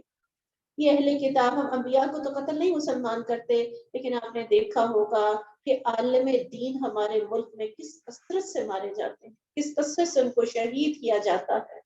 ہر سال 2 سال میں آپ 2-4 ایسے ضرور دیکھیں گے کہ جو عالم دین کو ختم کیا جاتا ہے. یہ اہل کتاب بھی اللہ تعالیٰ سب سے زیادہ غضبناک ہوتا ہے کہ جو کسی نبی کو قتل کرے یا اللہ کے پیغام کو آگے پہنچانے والے کو قتل کرے. یہ اہل کتاب بھی سارے جیسے نہیں، ان میں سے کچھ ایسے ہیں جو حق پر قائم ہے. سبحان اللہ. کیوں؟ اس لیے کہ بہت سے ایسے اہل کتاب تھے کہ جو مسلمان ہو چکے تھے، مخلص مسلمان تھے، اور جب ایسی آیات نازل ہوتی تھی تو ان کے دل پریشان ہوتے تھے. تو اللہ تعالیٰ نے فوراً کہا کہ نہیں، وہ ایسے نہیں ہیں. ان میں حضرت عبداللہ بن سلام اور اسی طرح نجاشی شاہ حبشہ، جس کو ہم بہت اچھی طرح جانتے ہیں، وہ اہل کتاب تھے. اور بہت جلد چند آیات انہوں نے دیکھی اور ان کو ذرا سا پیغام پہنچا اور فوراً اسلام قبول کر لیا. اللہ نے یہ آیات ان کے لیے یہ اتاری ہیں. ان میں سے کچھ ایسے ہیں جو حق پر قائم رہنے والے ہیں. وہ دن رات اللہ کی آیات پڑھتے اور سجدہ ریز ہوتے ہیں. وہ اللہ پر اور آخرت کے دن پر ایمان لاتے ہیں. اچھے کاموں کا حکم دیتے ہیں، برے کاموں سے روکتے ہیں، بھلائی کے کاموں میں سبقت کرتے ہیں، اور یہ سہلے لوگوں میں سے ہیں. جو بھی بھلائی کا کام کریں گے اس کی ناقدری نہیں کی جائے گی. سبحان اللہ. اللہ پرہیزگاروں کو خوب جانتا ہے. بلا شبہ جو لوگ کافر ہوئے، ان کے مال اور ان کی اولاد اللہ کے ہاں کچھ بھی کام نہ آ سکیں گے. یہی لوگ اہل دوزخ ہیں جو اس میں ہمیشہ رہیں گے. یہ جو کافر لوگ ہیں، جو کچھ اس دینی زندگی میں خرچ کرتے ہیں، اس کی مثال اس ہوا کی سی ہے جس میں پالا ہو، اور یہ ہوا ایسے لوگوں کی کھیتی پر جا پہنچے جنہوں نے اپنے آپ پر ظلم کیا ہوا ہو، کھیتی کو تباہ کر ڈالے. ایسے لوگوں پر اللہ ظلم نہیں کرتا، بلکہ وہ خود ہی اپنے آپ پر ظلم کرتے ہیں. یعنی ان کی ساری زندگی کے جو کیے کرائے کام ہیں، اگر شرک کر لیا، بدعت کر لی، تو ساری کی ساری نیکیاں ضائع ہو جائیں گی. یا ایھا الذین آمنوا لا تتخذوا بطانة من دونکم لا یألونکم خبالا ودوا ما عنتم قد بدت البغضاء من افواہہم. اے ایمان والو، اپنے سوا کسی غیر مسلم کو اپنا رازدار نہ بناؤ. وہ تمہاری خرابی کے لیے کوئی کسر اٹھا نہیں رکھتے. وہ تو چاہتے ہیں تم مصیبت میں پڑ جاؤ. کتنی پیاری بات جو آج کاش کے مسلمان حکمرانوں کو سمجھ آ جائے. کاش کے ہمارے مسلمان حکمران ہوش کے ناخن لیں کہ کسی غیر مسلم کو اپنا رازدار نہ بناؤ. آج ہمارے حکمران کافروں کو اپنا زیادہ رازدار سمجھتے ہیں، ان کی طرف ہر مشکل میں دیکھتے ہیں. اللہ سبحانہ تعالیٰ پہ توکل نہیں کرتے. ان پر اگر ہاتھ پھیر دے تو پھر وہ خوش ہو جاتے ہیں. اگر ان کو قرض مل جائے، ادھار مل جائے، تو خوشی سے پھولے نہیں سماتے، مبارکبادیں وصول کرتے ہیں. ان کی دشمنی ان کی زبانوں پر بے اختیار آ جاتی ہے. جو کچھ وہ اپنے دلوں میں چھپائے بیٹھے ہیں وہ اس سے شدید تر ہے. ہم نے تمہیں ہدایات دی ہیں، اگر تم سوچو گے تو ضرور محتاط رہو گے. سنو، تم ایسے لوگ ہو جن یہود سے محبت رکھتے ہو مگر وہ تم سے محبت نہیں رکھتے، حالانکہ تم تمام آسمانی کتابوں پر ایمان رکھتے ہو. وہ لوگ جب تمہیں ملتے ہیں تو کہتے ہیں ہم ایمان لائے، مگر جب علیحدہ ہوتے ہیں تو تم پر غصے کے مارے اپنی انگلیاں کاٹنے لگتے ہیں. آپ ان سے کہیے اپنے غصے میں جل مرو، بلا شبہ اللہ تعالیٰ دلوں کے راز تک خوب جانتا ہے.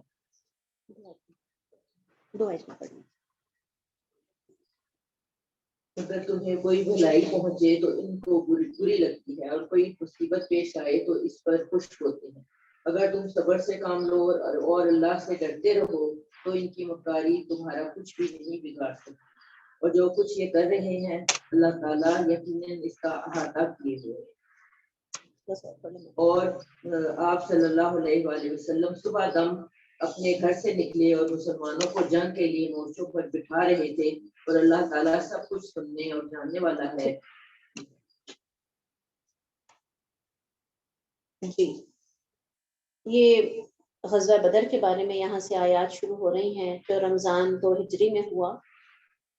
اور ابو جہل غزوہ احد کی یہاں پہ رسول اللہ صلی اللہ علیہ وسلم خود بٹھا رہے تھے. غزوہ بدر جو تھا وہ 1 سال پہلے ہو چکا تھا، اور اس میں اللہ تعالیٰ نے مسلمانوں کو بہت بہترین فتح عطا کی. اور اس سے نیکسٹ ایئر اس وقت ہی جو ابو جہل کی موت کا بدلہ ابو سفیان نے کہا تھا کہ میں لوں گا، اور انہوں نے جوش و خروش سے تیاری شروع کر دی۔ 1000 اونٹ اور 50,000 دینار تھے جو اکٹھے کیے گئے اور اس جنگ کی تیاری پر لگائے گئے۔ یہ خطیر رقم تھی اور ایک بہت بڑی تعداد جو ہے وہ ان کی کفار کی تیار ہوئی۔ 3000 جو تھے افراد ان کے تیار ہو کر یہ لشکر نکلا۔ رسول اللہ صلی اللہ علیہ وسلم نے صحابہ کرام سے مشورہ کیا کہ جنگ جو ہے مدینہ میں رہ کر لڑی جائے یا باہر نکل کر۔ اب یہ ہے کہ عبداللہ بن ابی سے بھی پہلی دفعہ رائے لی گئی تو اس نے رسول اللہ صلی اللہ علیہ وسلم کی اس کی رائے بھی موافق تھی، مگر جو مسلمان بہت جوش و خروش والے تھے، بدر میں وہ شامل نہیں تھے، ان کو شوق تھا کہ ہم باہر جا کر کھلے میدان میں لڑیں۔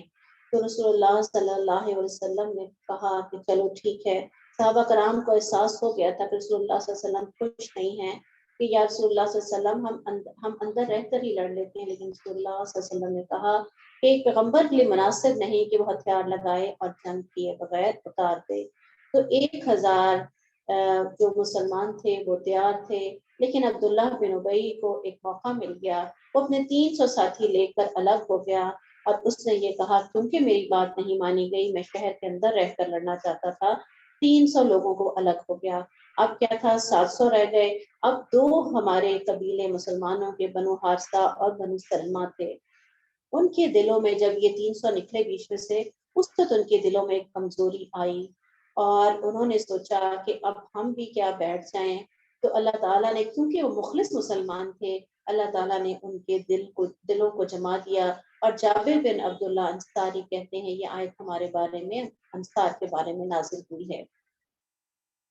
تو اس وقت اللہ تعالیٰ نے پھر یہ آیات نازل فرمائی، جب تم میں سے 2 گروہ بزدلی دکھانے پر آمادہ ہو گئے، حالانکہ اللہ تعالیٰ ان کی مدد پر موجود تھا، واللہ ولیہما، اللہ تعالیٰ ان کا ساتھی تھا، اور مومنوں کو تو اللہ پر ہی توکل کرنا چاہیے۔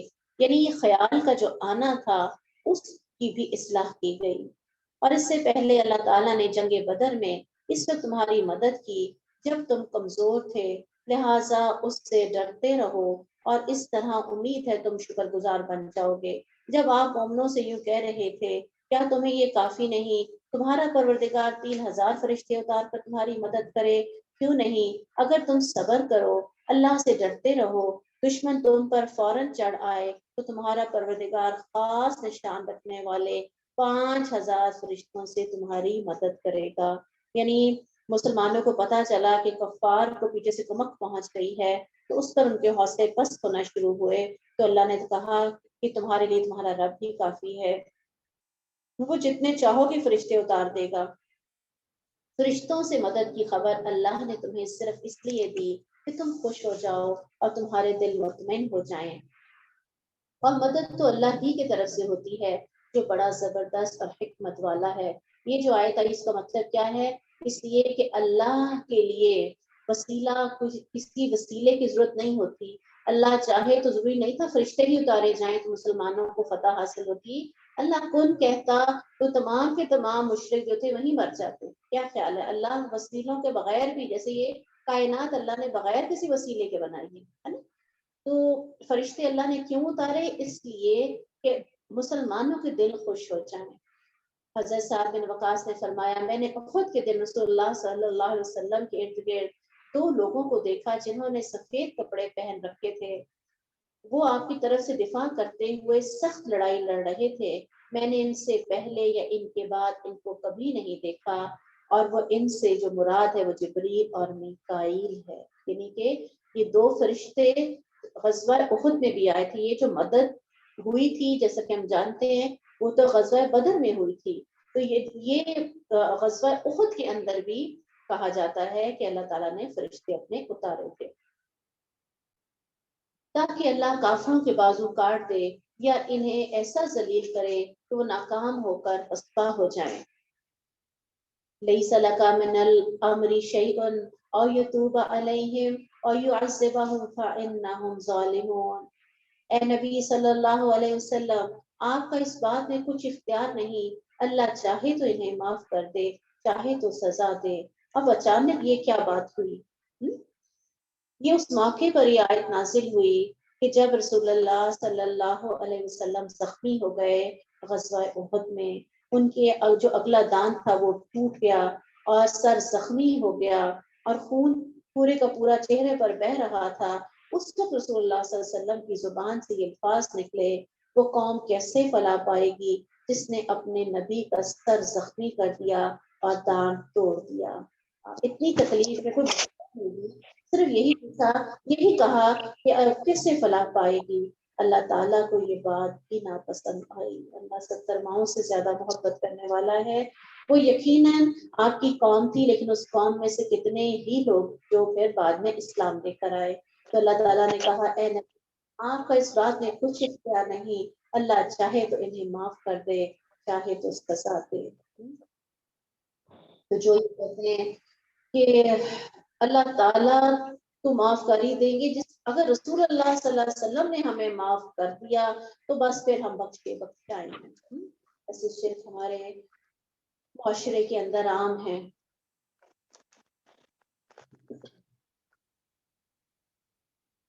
جو کچھ آسمانوں اور زمین میں ہے سب اللہ کا ہے، وہ جسے چاہتا ہے معاف کر دیتا ہے، جسے چاہتا ہے سزا دیتا ہے، وہ بخش دینے والا اور نہایت رحم کرنے والا ہے۔ الذین آمنوا لا تأکلوا الربا اضعافا مضاعفا، اے ایمان والو دگنا چوگنا کر کے سود مت کھاؤ، اللہ سے ڈرتے رہو تاکہ تم آخرت میں نجات پا جاؤ۔ اب یہ آیات اس دوران میں کیوں آ رہی ہیں اس کی ڈیٹیل ہم انشاءاللہ آگے جا کے دیکھتے ہیں کہ غزوہ احد میں مال کی محبت کی وجہ سے صحابہ کرام نے اپنی جگہ چھوڑ دی تھی۔ تو اللہ تعالیٰ اس جنگ کا ذکر ہو رہا ہے، اس لیے اب یہاں پر کیونکہ سود میں بھی انسان جو ہے مال کی محبت کے اندر اندھا ہو جاتا ہے اور اللہ کے احکامات کو پیچھے چھوڑ دیتا ہے، تو اللہ تعالیٰ کہہ رہے ہیں کہ سود نہ کھاؤ، اللہ سے ڈرتے رہو تاکہ تم آخرت میں نجات پا سکو، اس آگ سے بچو جو کافروں کے لیے تیار کی گئی ہے، اور اللہ اس کے رسول کی اطاعت کرو تاکہ تم پر رحم کیا جائے، اپنے پروردگار کی بخشش وسارعوا الی مغفرۃ من ربکم، اپنے پروردگار کی بخشش اور جنت کی طرف دوڑ کر چلو، ہلکے پھلکے ڈھیلے ڈھالے نہیں، دوڑ کے چلو۔ کیوں؟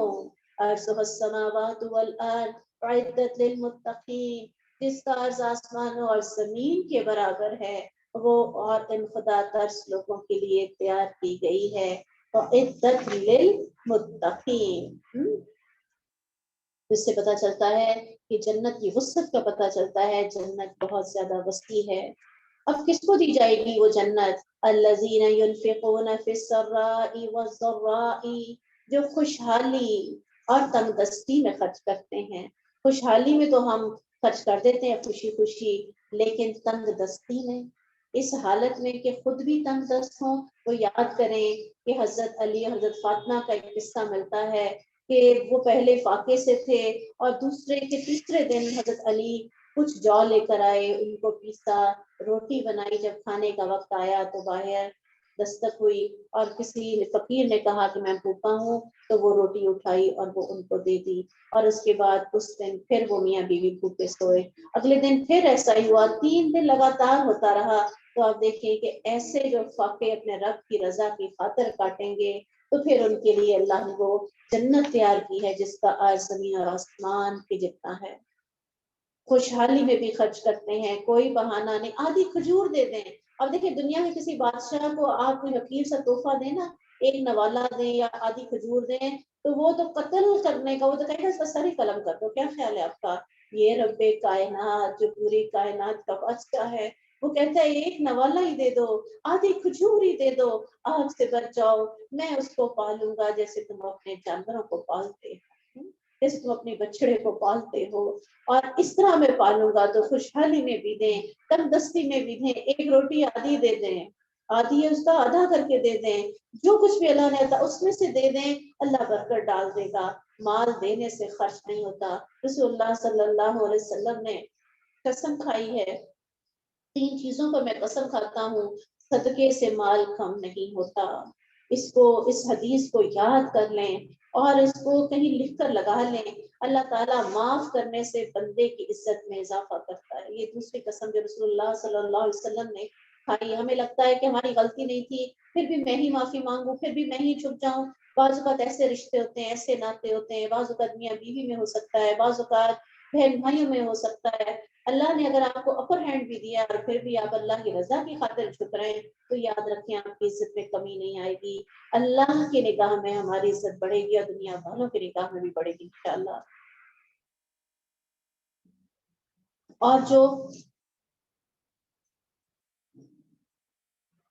اور جو اللہ کے لیے نیچا ہوتا ہے اللہ تعالیٰ اسے اونچا کرتے ہیں.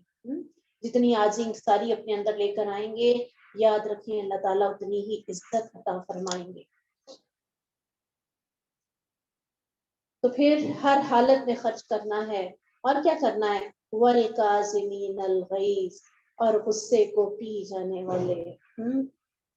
غصے کو پی جانا. آپ دیکھیں جب کوئی چیز ہم پیتے ہیں تو اس کا کچھ جب کھاتے ہیں تو وہ چہرے سے کچھ نہ کچھ جب پیتے ہیں تو وہ اندر سے پتہ ہی نہیں چلتا اندر آپ نے ایک گلاس پیا یا ایک گھونٹ پیا ہے نا. ایسے غصے کو کنٹرول کرنا ہے کہ پتہ ہی نہ چلے ساتھ والے کو کتنا غصہ آیا اور ہم پی گئے. وَالْكَاظِمِينَ الْغَيْظَ. یاد کیجئے کہ حضرت علی بن حسین کا جو ہمیں واقعہ ملتا ہے کہ ان کی لونڈی ان کو وضو کروا رہی تھی اور وہ جو لوٹا تھا ان کے ہاتھ سے چھوٹ گیا, پانی جو ہے وہ سارا ان کے کپڑوں پر گر گیا. اب وہ غصے سے انہوں نے جب اپنی لونڈی کو دیکھا تو لونڈی بھی ماشاءاللہ کتاب کو پڑھا ہوا تھا, قرآن کو, اور اس کو آیات یاد تھی. فوراً کہا وَالْكَاظِمِينَ الْغَيْظَ, اس کا ذرا کم ہوا. وَالْعَافِينَ عَنِ النَّاسِ, اور لوگوں کو معاف کر دیتے ہیں. کہا اچھا واللہ یحب المحسنین, جیسے یہ کہا تو ساتھ ہی کہا کہ اللہ محسنین سے محبت رکھتا ہے, جہاں میں نے تجھے آزاد کیا. تو اللہ بھی ہمیں ایسا صبر کرنے والا بنا دے.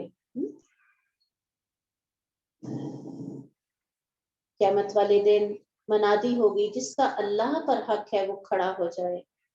جس کا اللہ پر, آپ سوچیں کہ اس روز لوگ اپنے گناہوں کی وجہ سے کانپ رہے ہیں اور وہاں پر یہ اعلان ہو کہ وہ لوگ کھڑے ہو جائیں جن کا اللہ پر حق ہے. تو کہا جائے گا وہ جن پر دنیا میں ظلم ہوتا تھا اور وہ صبر کرتے رہتے تھے.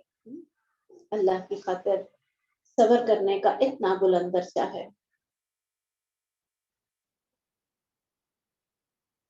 اسی طرح رسول اللہ صلی اللہ علیہ وسلم نے فرمایا جو چاہے اس کے محلات بلند ہوں اور درجے بلند ہوں تو اس کو چاہیے کہ جس نے ظلم کیا ہے اس کو معاف کر دے, جس نے اس کو نہیں دیا اس کو صدقہ اور ہدیہ دیا کرے, جو کاٹے اس سے جوڑو. اگر ہم چاہتے ہیں کہ ہمارے محلات بلند ہوں اور درجے بلند ہوں.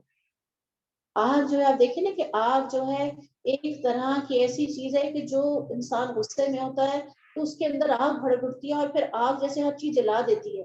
آگ میں ہمیں ایسی حالت انسان کی ہوتی ہے اس وقت ہمیں ہوش و حواس ہی نہیں رہتی اور پتہ ہی نہیں چلتا کہ ہم نے کیا بولنا ہے اور کیا کہنا ہے. اس لیے ہمیں یہ اللہ تعالیٰ نے کتنی پیاری کتاب ہے, کتنا زیادہ اس کتاب کو پڑھنے کے بعد ہمارے مزاج میں فرق آتا ہے. اب ہم نے یہ دیکھنا ہے. غصے کو پی جاتے ہیں, لوگوں کو معاف کر دیتے ہیں, ایسے ہی لوگوں سے اللہ محبت کرتا ہے. اسی طرح امام ابو حنیفہ سے کسی شخص نے کہا, بہت زیادہ ان کی نا چوراہے کے اندر کھڑے ہو کے ان کی برائیاں بیان کی. کسی نے آ کے بتایا تو انہوں نے اشرفیوں کی تھیلی بھیجی کہ جو آپ نے آج میرے ساتھ احسان کیا ہے میں اس کا بدلہ تو دے ہی نہیں سکتا. کیوں؟ اس لیے کہ اگر کوئی کسی کی غیبت کرتا ہے تو اصل میں اس کی جو نیکیاں ہیں, جو غیبت کرنے والا اس کی نیکیاں اس کو دی جا رہی ہوتی جس کی ہم غیبت کر رہے ہوتے ہیں.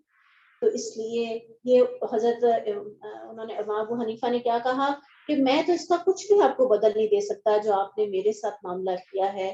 جب بھی کبھی ہمیں کوئی آ کر بتائے تمہارے خلاف فلاں نے یہ بات کی ہے تو اس بات کو یاد کر لیا کریں کہ جو اللہ والے ہوتے ہیں وہ اس طرح صبر کرنے والے ہوتے ہیں. والذین اذا فعلوا فاحشۃ او ظلموا انفسهم ذکروا اللہ. ایسے لوگوں سے جب کوئی برا کام ہو جاتا ہے یا اپنے اوپر ظلم کر بیٹھتے ہیں تو انہیں فوراً اللہ یاد آ جاتا ہے. فاستغفروا لذنوبہم, اور فوراً ہی اپنے گناہوں کی معافی مانگنے لگتے ہیں. اور اللہ کے سوا کون ہے جو معاف کرے؟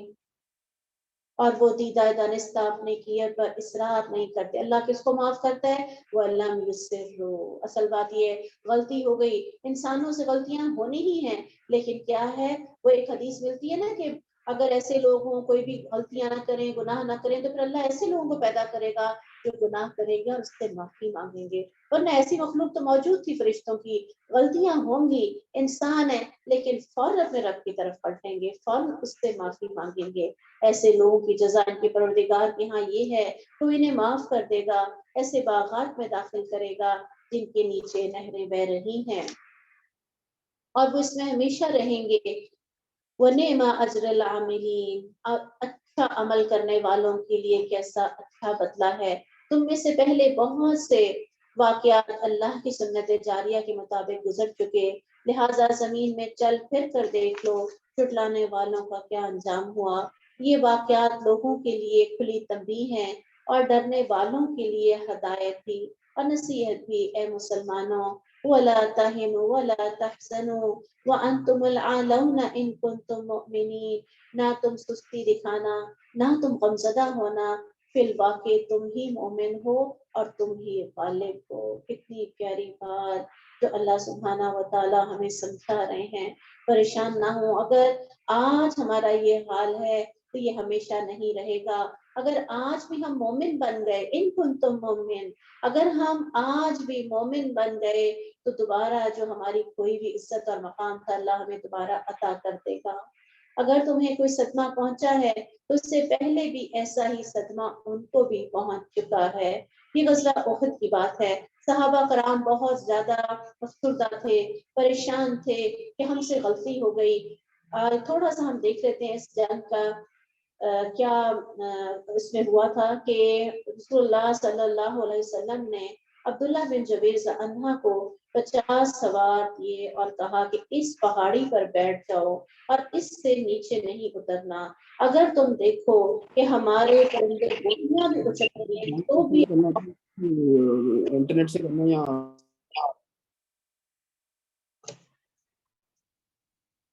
تو آپ نے اپنی جگہ نہیں چھوڑنی. اب کیا ہوا کہ اب یہ ہوا کہ مسلمانوں کو اللہ تعالیٰ نے وقتی طور پہ فتح عطا کر دی اور کافر جو تھے وہ وہاں سے بھاگتے ہوئے ان کو نظر آئے.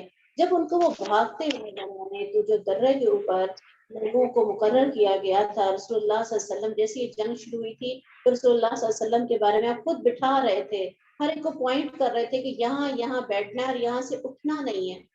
تو وہ وہیں بیٹھے رہے. لیکن جب دیکھا کہ جنگ ہم جیت رہے ہیں، غزوہ بدر وہ پہلے جیت چکے تھے، تو اب کیا تھا، اب ان سے یہ غلطی ہو گئی، وہ اپنی جگہ سے اٹھ کر آ گئے. اور ادھر سے خالد بن ولید جو تھے ابھی تک انہوں نے اسلام قبول نہیں کیا تھا، مشرکوں کی طرف سے وہ سپہ سالار تھے، ان کے ساتھ 100 کے قریب لوگ تھے اور انہوں نے ان کے اوپر سے حملہ کر دیا. اور جس کے بعد یہ لوگ جو تھے، یہ صحابہ کرام، یہ تمام کے تمام اس وقت مال وغیرہ اکٹھا کر رہے تھے اور اس وقت جب انہوں نے حملہ کیا تو پھر ان کو سنبھلنا ان کے لیے مشکل ہو گیا. اور اس کے بعد پھر بہت زیادہ مشکلات پیش آئیں. رسول اللہ صلی اللہ علیہ وسلم زخمی بھی ہوئے اور بہت زیادہ مسلمانوں کا جانی اور مالی نقصان ہوا. اب مسلمان جو تھے وہ بہت پریشان تھے. اب اللہ تعالیٰ پھر ان کو حوصلہ دے رہے ہیں، تم سستی بھی نہ دکھاؤ، غمزدہ بھی نہ ہو، تم ہی مومن ہو، تم ہی غالب رہو گے. اگر تمہیں صدمہ پہنچا ہے تو کافروں کا ایسا صدمہ پہنچ چکا ہے. غزوہ بدر میں تم ان کے 70 سردار شہید مار چکے، قتل کر چکے ہو، اور یہ دن تو ہم لوگوں کے درمیان کراتے رہتے ہیں. اس لیے بھی اللہ ان لوگوں کو جاننا چاہتا ہے جو سچے دل سے ایمان لائے، اور پھر تمہیں میں سے کچھ لوگوں کو گواہ بھی بنانا چاہتا ہے. اللہ ظالم لوگوں کو پسند نہیں کرتا. اور اس لیے بھی کوئی اس آزمائش کے ذریعے مومنوں کو پاک صاف کر کے چھانٹ لے اور کافروں کو ملیہ میٹ کر دے. ام حسبتم ان تدخلوا الجنة ولما يعلم الله الذين جاهدوا منكم ويعلم الصابرين.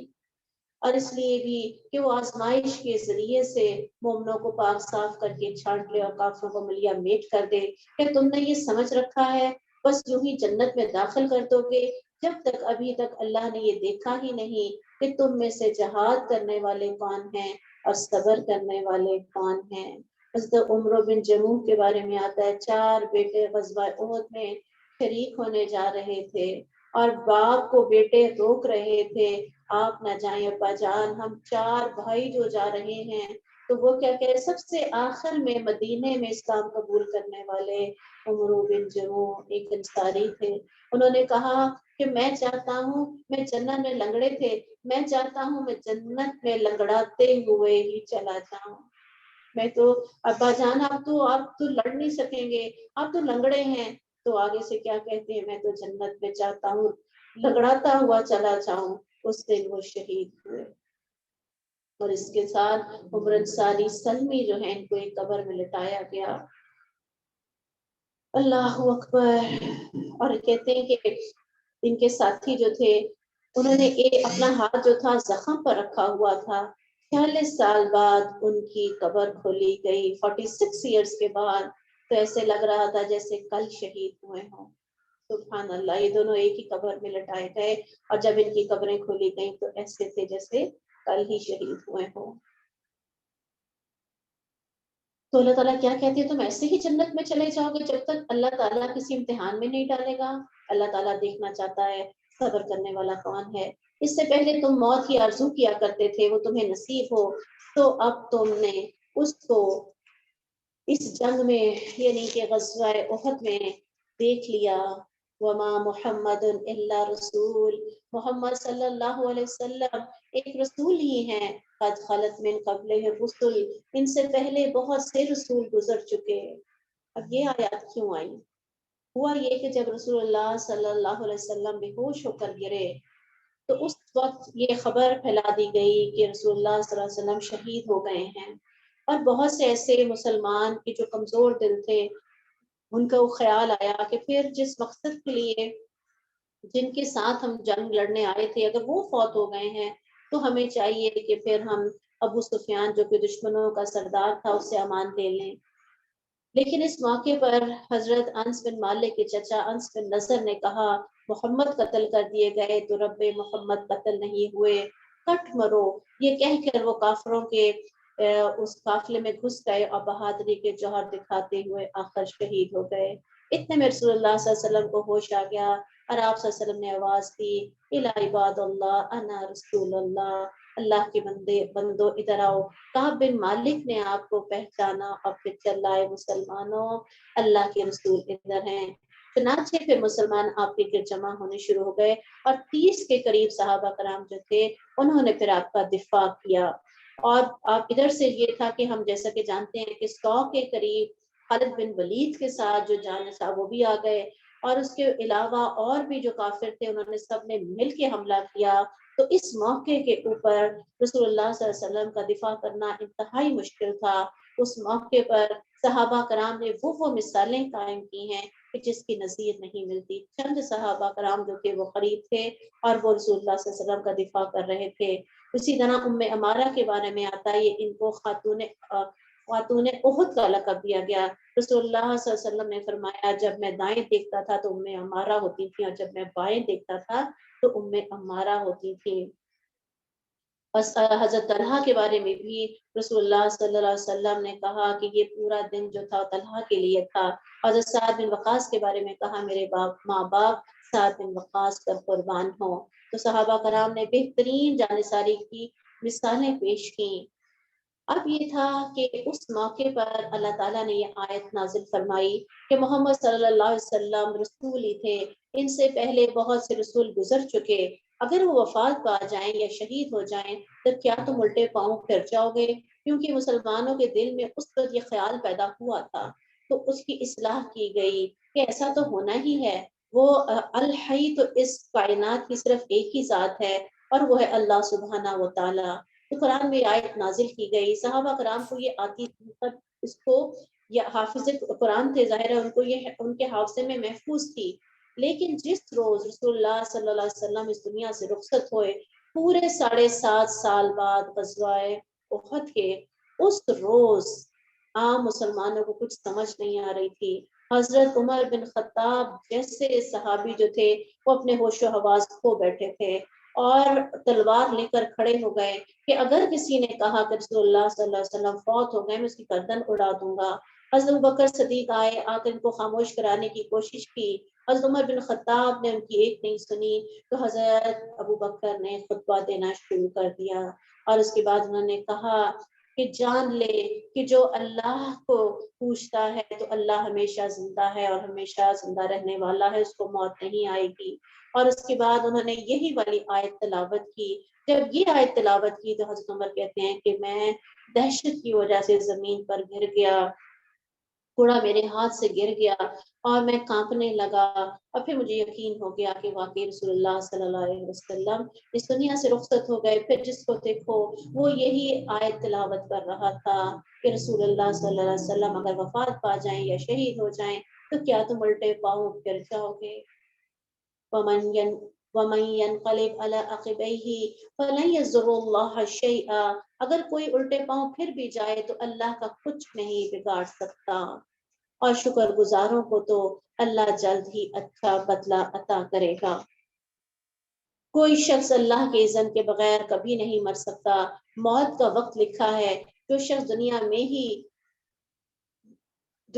ہی بدلہ نیت سے کام کرے گا تو اسے ہم دنیا میں ہی دے دیتے ہیں، جو آخرت کا بدلہ چاہتا ہے ہم اسے آخرت میں بدلہ دیتے ہیں، اور شکر گزاروں کو عنقریب ہم جزا دیں گے۔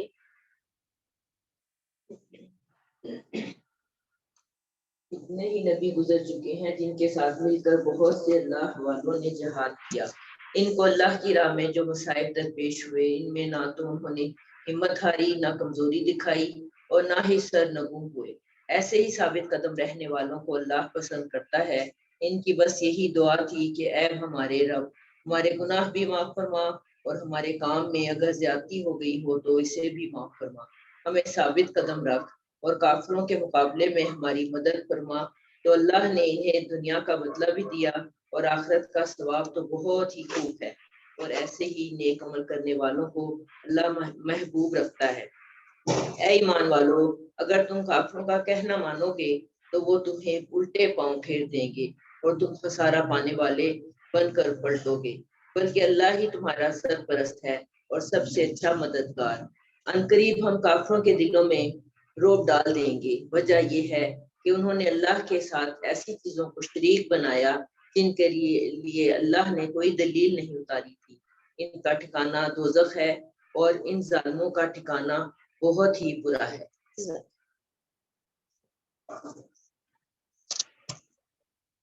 بلا شبہ اللہ نے جو تم سے وعدہ کیا تھا اسے پورا کر دیا، جب کہ تم جنگ احد میں ابتدا میں کافروں کو اللہ کے حکم سے خوب قتل کر رہے تھے، یہاں تک کہ تم نے بزدلی دکھائی اور نبی کے حکم میں جھگڑنے لگے۔ اذا فشلتم، اب یہاں پہ ایک ایک کر کے اللہ تعالیٰ نے جو اس وقت غلطیاں ہوئی صحابہ کرام سے وہ ایک ایک کر کے کھول دی کہ اس شکست کی وجہ کیا ہے۔ فشلتم وتنازعتم فی الامر، یعنی اپنے نبی کے حکم پر جھگڑنے لگے، کچھ کہہ رہے تھے چلتے ہیں اور کچھ کہہ رہے تھے نہیں جاتے، اور کیا، اور اپنی پسندیدہ چیز یعنی مال غنیمت نظر آ جانے کے بعد تم نے اپنے سردار کے حکم کی نافرمانی کی۔ جو پسندیدہ چیز یہاں پہ اب دیکھیں اللہ تعالیٰ نے کیسے پردے میں رکھا، ما اراکم ما تحبون، یہاں مال نہیں آیا بلکہ کیا اللہ تعالیٰ نے بہت ڈھکے چھپے الفاظ میں، اور دیکھیں اگر ہم کسی کی اصلاح کرتے ہیں نا تو ہم اس کو کئی سالوں بعد بھی اسی لفظ سے یاد کرتے ہیں کہ بھئی تم نے تو فلاں وقت پہ ایسا کام کیا تھا۔ اب دیکھیں اللہ تعالیٰ یہاں پہ اصلاح بھی کر رہے ہیں لیکن بڑے ہی پیارے انداز سے۔ تم میں سے کچھ تو وہ تھے جو دنیا چاہتے تھے اور کچھ آخرت چاہتے تھے، پھر اللہ نے تمہیں کافروں کے مقابلے میں پسپا کر دیا تاکہ وہ تمہاری آزمائش کرے۔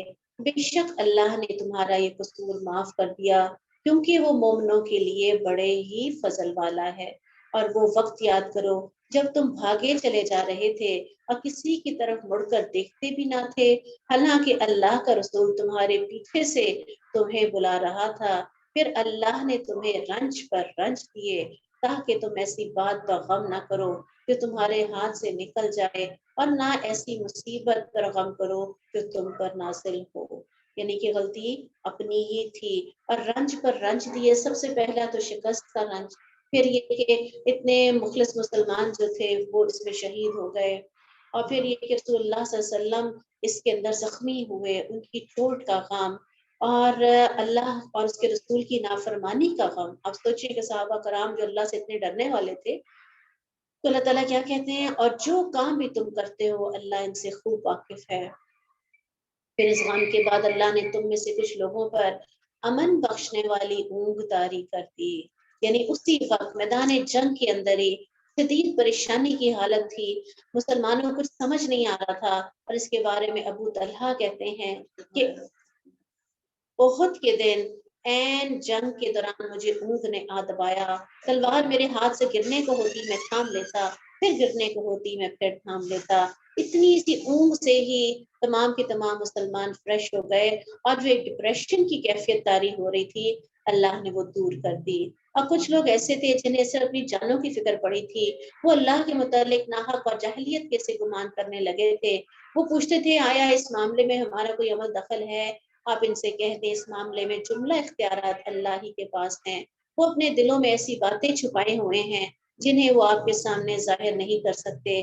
کہتے ہیں اگر معاملہ یعنی جنگ احد میں ہمارا بھی کچھ عمل دخل ہوتا تو ہم یہاں مارے نہ جاتے۔ آپ صلی اللہ علیہ وسلم ان سے کہیے اگر تم لوگ اپنے گھروں میں رہتے تب بھی جن لوگوں کے لیے مرنا مقدر ہو چکا تھا یقیناً اپنی قتل گاہوں کی طرف نکل آتے، اور یہ شکست کا معاملہ تھا، تمہیں اس لیے پیش آیا جو کچھ تمہارے سینوں میں پوشیدہ ہے اللہ اسے آزمائے، اور جو کچھ تمہارے دلوں میں ہے اللہ تمہیں اس سے پاک کر دے، اور اللہ دلوں کے خیالات تک کو خوب جانتا ہے۔ جس دن دونوں لشکروں کی مٹ بھیڑ ہوئی تو تم میں سے کچھ لوگ جو پسپا ہوئے تو اس کی وجہ محض یہ تھی ان کی بعض لغزشوں کی بنا پر شیطان نے ان کے قدم ڈگمگا دیے۔ تو یہاں پہ بتایا گیا کہ اصل پیچھے کون دشمن تھا، وہ شیطان ہی تھا، بلا شبہ اللہ نے انہیں معاف کر دیا، سبحان اللہ، کیونکہ اللہ بہت درگزر کرنے والا اور بردبار ہے۔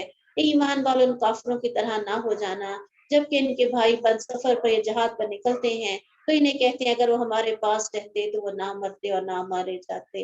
آج ہم مسلمان بھی ایسی باتیں کہ میں کاش اس کو نہ بھیجتی، کسی ایکسیڈنٹ ہو جائے وہ فوت ہو جائے، ماں کہتی ہیں کاش میں اس کو نہ بھیجتی، کیسے نہ بھیجتی جب اللہ نے موت کا فرشتہ ادھر بٹھایا ہوا تھا۔ تو ایسی بات کرنا بھی شرکیہ ہے۔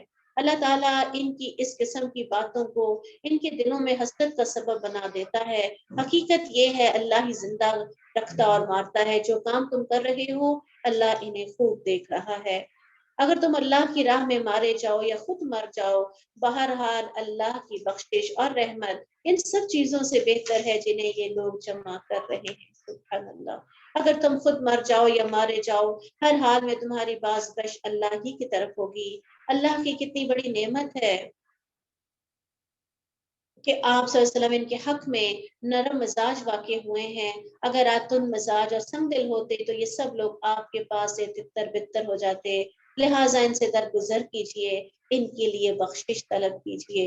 اب یعنی اتنی بڑی غلطی ہوئی اور اس کے بعد بھی اب اللہ تعالیٰ نے تو معاف کر دیا، اور رسول اللہ صلی اللہ علیہ وسلم سے بھی کہا جا رہا ہے کہ آپ بھی ان کو معاف کر دیجئے، ان کے لیے دعا بھی کیجئے اپنے رب سے، سبحان اللہ، کیا محبت کا انداز ہے، اور ان کے لیے بخشش طلب کیجئے، اور دین کے کام میں ان سے دوبارہ سے مشورہ لینا شروع کیجئے۔ ناراضگی میں کیا ہوتا ہے انسان تھوڑے دنوں کے لیے اوائڈ کرتا ہے، نہیں، دوبارہ سے ویسے ہی ان کے ساتھ ہو جائیے۔ پھر جب آپ کسی رائے کا پختہ ارادہ کر لیں تو اللہ پر بھروسہ کیجئے اور کام شروع کر دیجئے، بلا شبہ اللہ تعالیٰ بھروسہ کرنے والوں کو پسند فرماتا ہے۔ ان ینصرکم اللہ فلا غالب لکم، اگر اللہ تمہاری مدد کرے تو تم پر کوئی غالب نہیں آ سکتا۔ یخذلکم فمن ذا الذی ینصرکم من بعدہ وعلی اللہ فلیتوکل المؤمنون، اور اگر وہ بے یار و مددگار چھوڑ دے تو پھر اس کے بعد کون ہے جو تمہاری مدد کر سکے؟ لہٰذا مومنوں کو اللہ پر ہی بھروسہ کرنا چاہیے۔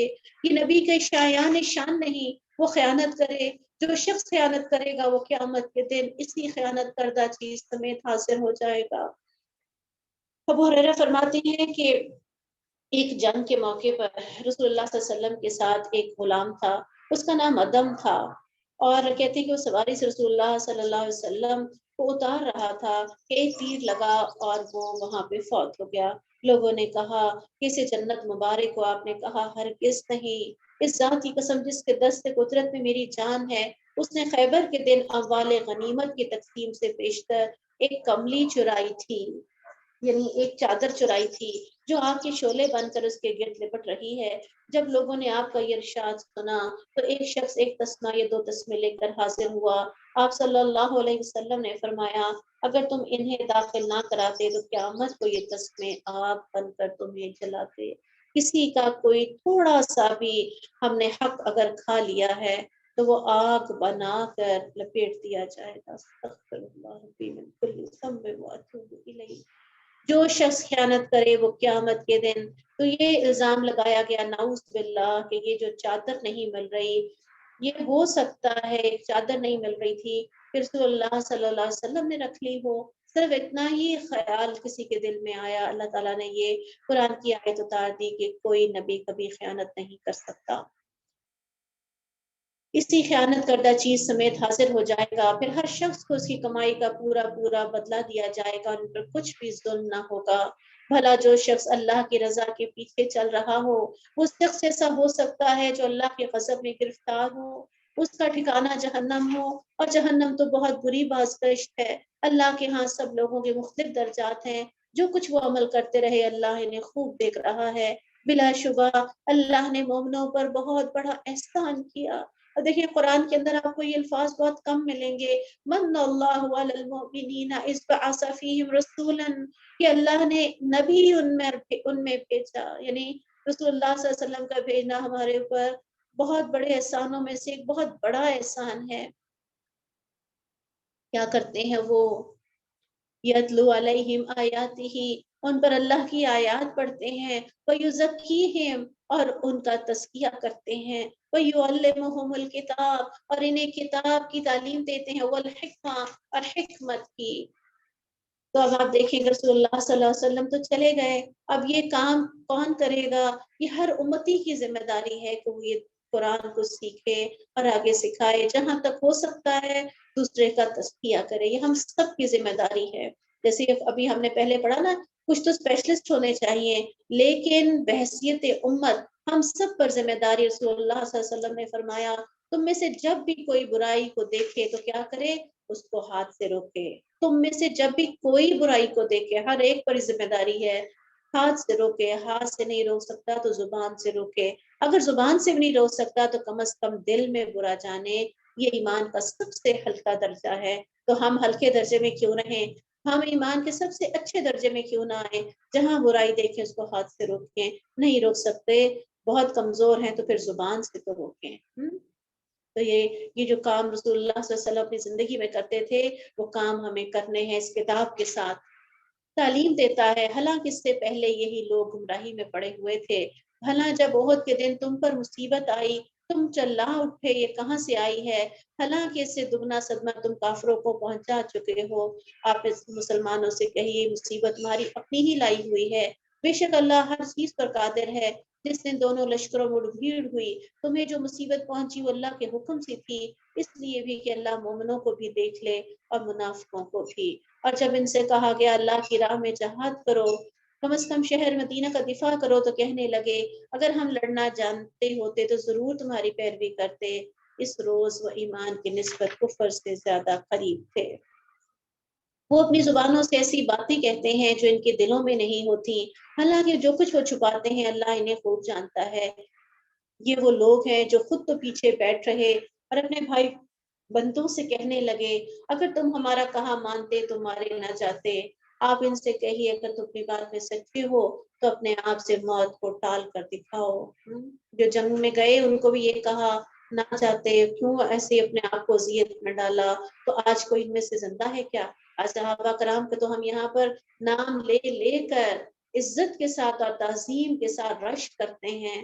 تو کافروں کو آپ دیکھیں گے جو چھوٹی سی زندگی میں دھوکے میں مبتلا ہو گئے اور بس ان کو کوئی اچھے الفاظ سے یاد نہیں کرتا. وَلَا تَحْسَبَنَّ الَّذِينَ قُتِلُوا فِي سَبِيلِ اللَّهِ أَمْوَاتًا، نیز جو لوگ اللہ کی راہ میں شہید ہو گئے انہیں ہرگز مردہ نہ سمجھو. بل احیاء سبحان اللہ، جو اللہ کے راستے میں مارے جاتے ہیں ان کو تو موت ہی نہیں آئے گی، وہ تو زندہ ہیں. بل احیاء، اور ہمیشہ زندہ رہیں گے. کہاں؟ جنتوں میں. موت ہی ہار جاتی ہے ان کے آگے. عند ربہم یرزقون، یقین نہیں آ رہا، وہ تو اپنے رب کے پاس رزق بھی دیے جاتے ہیں. ایسی ہم نے بہت سی مثالیں دنیا میں بھی دیکھی ہیں. محمود غزنوی ایک بہت عادل بادشاہ تھا، اس کے بارے میں آتا ہے 300 سال بعد ان کی قبر کو کھولا گیا تو نہانے کا پانی ان کی داڑھی کے اندر اس کی طرح تھا. بہت سی ایسے ہمیں مثالیں ملتی ہیں. اسی طرح صحابہ کرام کے میں نے آپ کو بتایا 46 سال بعد ان کی قبر کھولی گئی. اور اسی طرح حضرت جابر بن عبداللہ رسول اللہ صلی اللہ علیہ وسلم سے ملے، پوچھا کیا بات ہے جابر، تم بہت پریشان نظر آئے. تم کہا میرے والد غزوہ احد میں شہید ہو گئے ہیں اور قرض اور چھوٹے بچے چھوڑ گئے ہیں، تو میں بڑا پریشان ہوں. تو اس موقع پر رسول اللہ صلی اللہ علیہ وسلم نے فرمایا میں تمہیں بتاؤں کہ تمہارے والد کی اللہ سے کیسے ملاقات ہوئی. اتنے خوش قسمت تھے صحابہ کرام کہ ان کو یہ بھی بتایا جاتا تھا کہ تمہارے والد کی کیسے ملاقات ہوئی. میں نے عرض کیا یا رسول اللہ صلی اللہ علیہ وسلم ضرور بتلائیے. آپ نے فرمایا اللہ تعالیٰ کسی سے کلام نہیں کرتا مگر پردے کے پیچھے سے اللہ نے تمہارے پھر اس سے روبرو بات کی اور پوچھا کچھ آرزو کرو جو میں تمہیں عطا کروں. تیرے باپ نے کہا اے میرے پروردگار مجھے دوبارہ زندگی دے تاکہ میں دوسری مرتبہ تیری راہ میں شہید ہو جاؤں.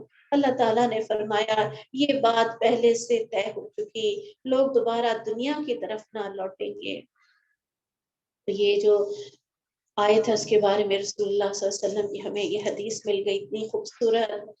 حضرت اللہ بن مسعود روایت کرتے ہیں کہ اس بار آیت کے بارے میں رسول اللہ صلی اللہ علیہ وسلم سے پوچھا تو آپ نے فرمایا شہداء کی روحیں سبز پرندوں کی صورت میں ہوں گی، ان کے لیے عرش الہی میں کچھ قندیلیں لٹکی ہیں، یہ روحیں جنت میں جہاں چاہیں سیر کرتی پھرتی ہیں، پھر ان قندیلوں میں واپس آ جاتی ہیں. ان کے پروردگار کی ان کی طرف دیکھا اور پوچھا کیا تمہیں کسی چیز کی خواہش ہے؟